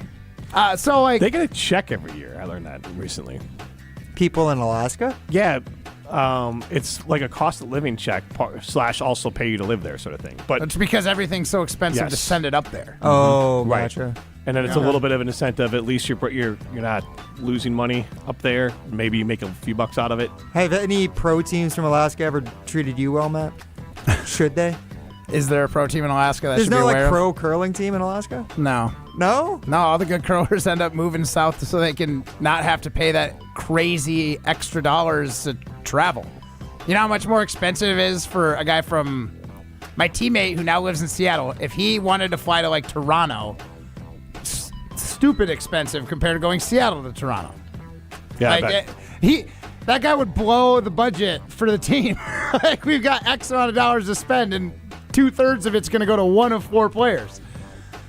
And it is also funny that all the teams that treated Matt well are teams that have just given you free stuff, right? For the most part? Well, giving me cool experiences. Okay. I would say is the bigger part, because like I've actually got to go out on the field for the Twins twice. Once in the Metrodome after we won the Junior World Championships in 2008, and then again after we won the gold medal for opening day for the Twins, which was pretty amazing. That's pretty cool. Against the Seattle Mariners. Oh, conflicted. Yeah, well, it wasn't until 22 that the Mariners had us out. Okay. So I will say, like, does the free stuff hurt? Absolutely not. Right. But like, it's the experience that you're getting even though, like, when we went to Seattle, Mariners game, our coach was the Seattle fan and born in Seattle, so we let him throw out the first pitch. We were just honored on the field and got to hang out while it happened. Like, super cool. Yeah, absolutely. Right? So it just being a part of it is... So which one was the coolest? What was the coolest experience out of all the ones you've been treated to? The Brewers. I mean, that was the best because I threw out the pitch. I was solo. But if you're going to say outside of... Sure, let's say outside of Wisconsin, because the Badger hockey team had us out once too. The Golden Knights was just such an experience. And they have like a rally horn between the second and third period. You get to blow the horn? Yeah, it's like a fire hydrant or a fire it's like horn. the famous so video like you've seen of Michael Irvin doing that down in Miami. Yeah. The Hurricanes, the Carolina Hurricanes. Texas A&M has it too, I think. Mm-hmm. Texas A&M has a version of it too. Yeah, it's very gifable. Yeah, it's usually taken out of context and made to look funnier, and like people are doing something other than blowing an air horn. Yeah, I mean, that one was pretty euphemism. cool. Or a euphemism. Matt Hamilton, does the video of you doing this exist anywhere? Yeah, I'm sure somewhere. I'll Maybe find gift that up. We'll see if we can find it. So you get a gif of Matt blowing the air horn. This is Jim, Matt, and Molly, presented by Coors Light. This is Martin Selsaker from Norway. You're listening to Jim, Matt, and Holly on 100.5 ESPN Madison. Coors Light presents To Chill or Not to Chill. When your friend skips your favorite song on the playlist. End of friendship. Or choose chill because that song lives rent-free in your head anyway. And you planned ahead by bringing Coors Light to the party. And the sound of that ice-cold can cracking open was music to your ears already. Coors Light. Choose chill. Celebrate responsibly. 2024 Coors Brewing Company, Golden, Colorado. I really struggled with choosing a career path. I had so many interests and couldn't decide what to do. But I'm so glad I didn't let that stop me. At Madison College, I'm figuring it all out, making friends and connections along the way. Coming here is the best decision I ever made. My advice to others? Just take the first step. There's more to your story at Madison College. Visit madisoncollege.edu to get started. Audi Madison is where performance meets precision. Take advantage of the 3.99% APR for 72 months, plus $6,000 customer bonus when you purchase a 2025 Audi A6 sedan 5.5 TFSI Quattro. No down payment to qualified credit, must finance through Wells Fargo. Customer bonus is only available until November 3rd. Stop in and test drive today. Check out AudiMadison.com to see current inventory and specials. Start your adventure at Audi Madison today, off the Beltline and Rimrock Road. Ben Brust here to tell you about the Princeton Club. If you're looking for a place where you can better yourself while having a wonderful atmosphere, you have it at the Princeton Club. Strong communities, strong body, and strong mind. All it takes is one small step to start today. You will see that you have everything you need in order to achieve all of your goals. Find your better tomorrow at the Princeton Club. 8 Madison locations where you go in there, you take a tour, and you realize this is a place for me. Find more at PrincetonClub.net. Hi, this is Lee, inviting you to Ruth's Chris Steakhouse in Middleton. We got a great happy hour every day of the week from 4 o'clock to 7, and our patio during the summer is open too. If you're getting married, special occasion, a birthday, anniversary, or even a business meeting, we've got all the accommodations right here at Ruth's Chris Steakhouse. You work hard and sometimes you're not sure what you want to do, where you want to spend your money. I want to encourage you to come into Ruth's Chris Steakhouse and say hello. It'd be a pleasure to meet you. To help those who want to be helped, but may not be able to afford it. That's what PGA Tour winner Grayson Murray had envisioned for a foundation before he sadly took his own life at just 30 years old. His parents channeled their grief into creating the Grayson Murray Foundation, carrying out his vision to help those struggling with mental health and addiction. To donate and learn more, visit GraysonMurrayFoundation.com. You hear that? That's the sound of Pepsi Zero Sugar, the better tasting, more refreshing Zero Sugar Cola. Listen to that endless pour. Pure refreshment. If it sounds this good, just imagine how it tastes. Oh yeah, so good. Pepsi Zero Sugar. Let your taste decide. It takes a team to meet just about any goal, and that's as true on the football field as it is in the office. So it's good to know that you have the Gordon Flesh Company on your side. For more than 60 years, GFC has provided cutting-edge office technology for companies of all sizes, and as the nation's largest Canon dealer, GFC delivers the latest office technology, service, and is supported by the most experienced professionals in the industry. That's business technology managed. Visit gflesh.com to learn more. This is Martin Selsaker from Norway. You're listening to Jim, Matt, and Holly on 100.5 ESPN Madison.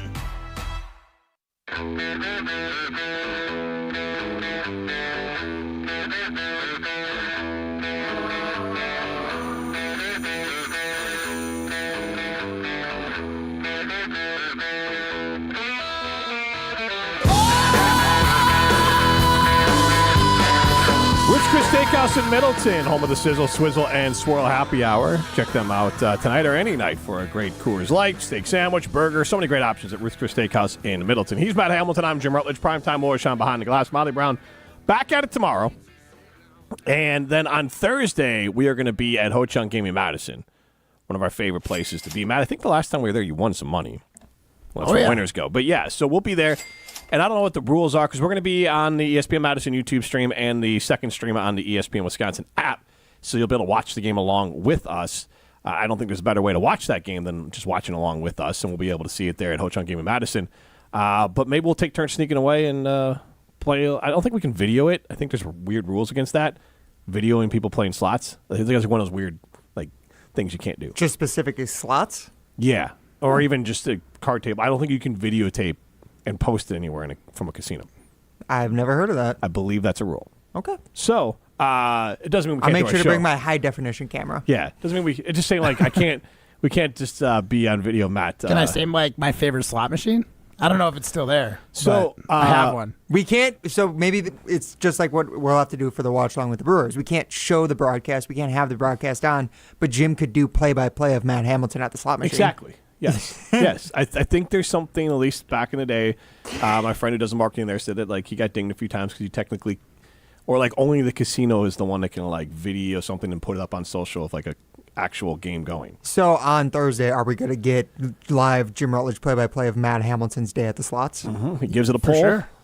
Ding, ding, ding, ding, ding, ding, ding. You have a big slot machine? Bonus. Wiener. I enjoy a slot machine. Yeah. Okay. I have a method, a tried and true, guaranteed to win every time. Do you control your own destiny at a slot machine? Nope. No, you don't. No, I you feel don't. like you got an equal chance of controlling your own destiny as the Brewers do if they lose tonight. But they're going to win tonight. They're going to win tonight. I have a prediction. We're going to win. Oh, Matt Hamilton has a prediction. Oh, yeah. You want to do a little don't quote me right now? A little impromptu one? No. No? No. Why? I don't need an open or anything. We can't just make a prediction. I just have a feeling we'll just do some predictions then. how this series is going to break down. Oh, this for the series now? Yeah. No, I was going to do for tonight's game. Oh, see, I have a prediction for the series. All right. See, this is why we're not doing Don't Call Me. Yeah. Okay. So we're going to win tonight. Okay. And I think we win the first one in LA. So go up 2-1. So we're going to win the next two. Then I think we drop 2 and go down 3-2 and then come back home to Milwaukee and get it done. Yeah. Win in 7. Why didn't you do win in 6? Because I have a feeling. And sometimes you got to go with your gut. That's what my gut's telling me is we're going to win tonight. We're going to roll that momentum into the first game at Dodger Stadium. And then we'll drop 2. Dodgers will pick it back up. And then we'll take it home back Milwaukee. Jim, what's your prediction for tonight? Christian Yelich is going to be the hero. I like that. Okay. Interesting. Yeah. How? Or are you just leaving that open-ended? I don't know when it'll happen, but his run will be the deciding. He'll hit a home run that'll be the deciding runs of the game. He'll hit a home run? Yes, that'll be the deciding runs of the game. I don't know if that could be the first thing. He doesn't have a home run this postseason yet, does he? I do not believe so. Was he at 30, 31 for the year? I think he just came short of 30. I'd have to. Or was it 29? I think he was right around there. 29. Yes. He was basically a 30 home run hitter this season. Yeah. He did run out of gas a little bit as far as power. As did most of the team, yeah. It's every team does, not just a Brewers thing. Dog days of August are real. Yeah, especially Yelich is older. He's got a bad back, but I still think he's gonna come up big. But I'll call it a home run. I think it's easier to hit home runs in AmFam Field than it is Dodger Stadium or most places. Yeah. Oh, but for sure, yeah. like it's easier to hit a home run at AmFam than it is at Wrigley in the cold and the elements and all that. Dodgers Stadium. I don't know if it's hard to hit home runs there or not, but the weather should be nice. Yeah, I think the ball travels well at Dodger Stadium, but I think it is deep fences. Yeah. I believe the stadium and the field itself is large. The diamond. I'm assuming it's closed. The roof's closed tonight, and I feel like balls fly out of AmFam Field when the roof's closed. So I think Christian Yelich is gonna have a key home run that'll end up being the deciding runs for the Milwaukee Brewers. I like it. All right. I believe. Go Brewers. I have no confidence. Get out of here, Ryan. I have no confidence in them winning this series. I do think they'll win tonight, though. I think that they will win tonight, but I think it's going to be ugly. I think it's Dodgers in 6, but the Brewers win tonight. I think it's a slugfest tonight, just teams going back and forth, putting up runs. Haters. Hey, I said they'll win. 7. You're just a hoper. Hey, you don't got hope. What do you got? Nothing. What a philosophical statement. Hey, it's John Hayes, owner of Goodman's Jewelers. Come in and discover the high standards, classic traditions, honesty, integrity, and elegance when you walk through our doors. For over 90 years, customers have returned again and again to our warm boutique setting. Trust me, because I've been there for over 40 of them. Whether it's time to come back or your first time in, stop by Goodman's Jewelers at 220 State Street today. Goodman's Jewelers, the Diamond Store of Madison since 1933. The best is at Goodman's.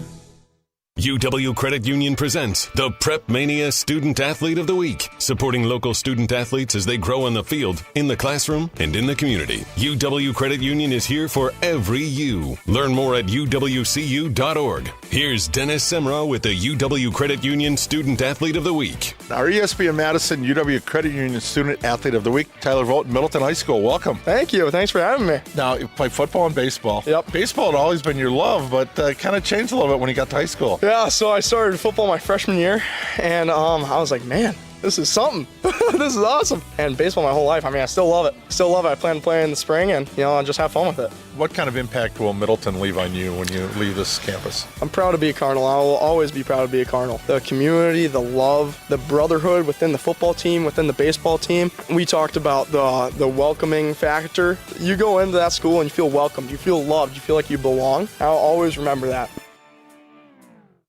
Imagine the peace of mind knowing your home or business is safe 24/7. I'm Jeffrey Beckman, president of J&K Security Solutions, and we provide security you can trust. Serving Madison and southern Wisconsin, J&K Security Solutions offers state-of-the-art home and business security systems tailored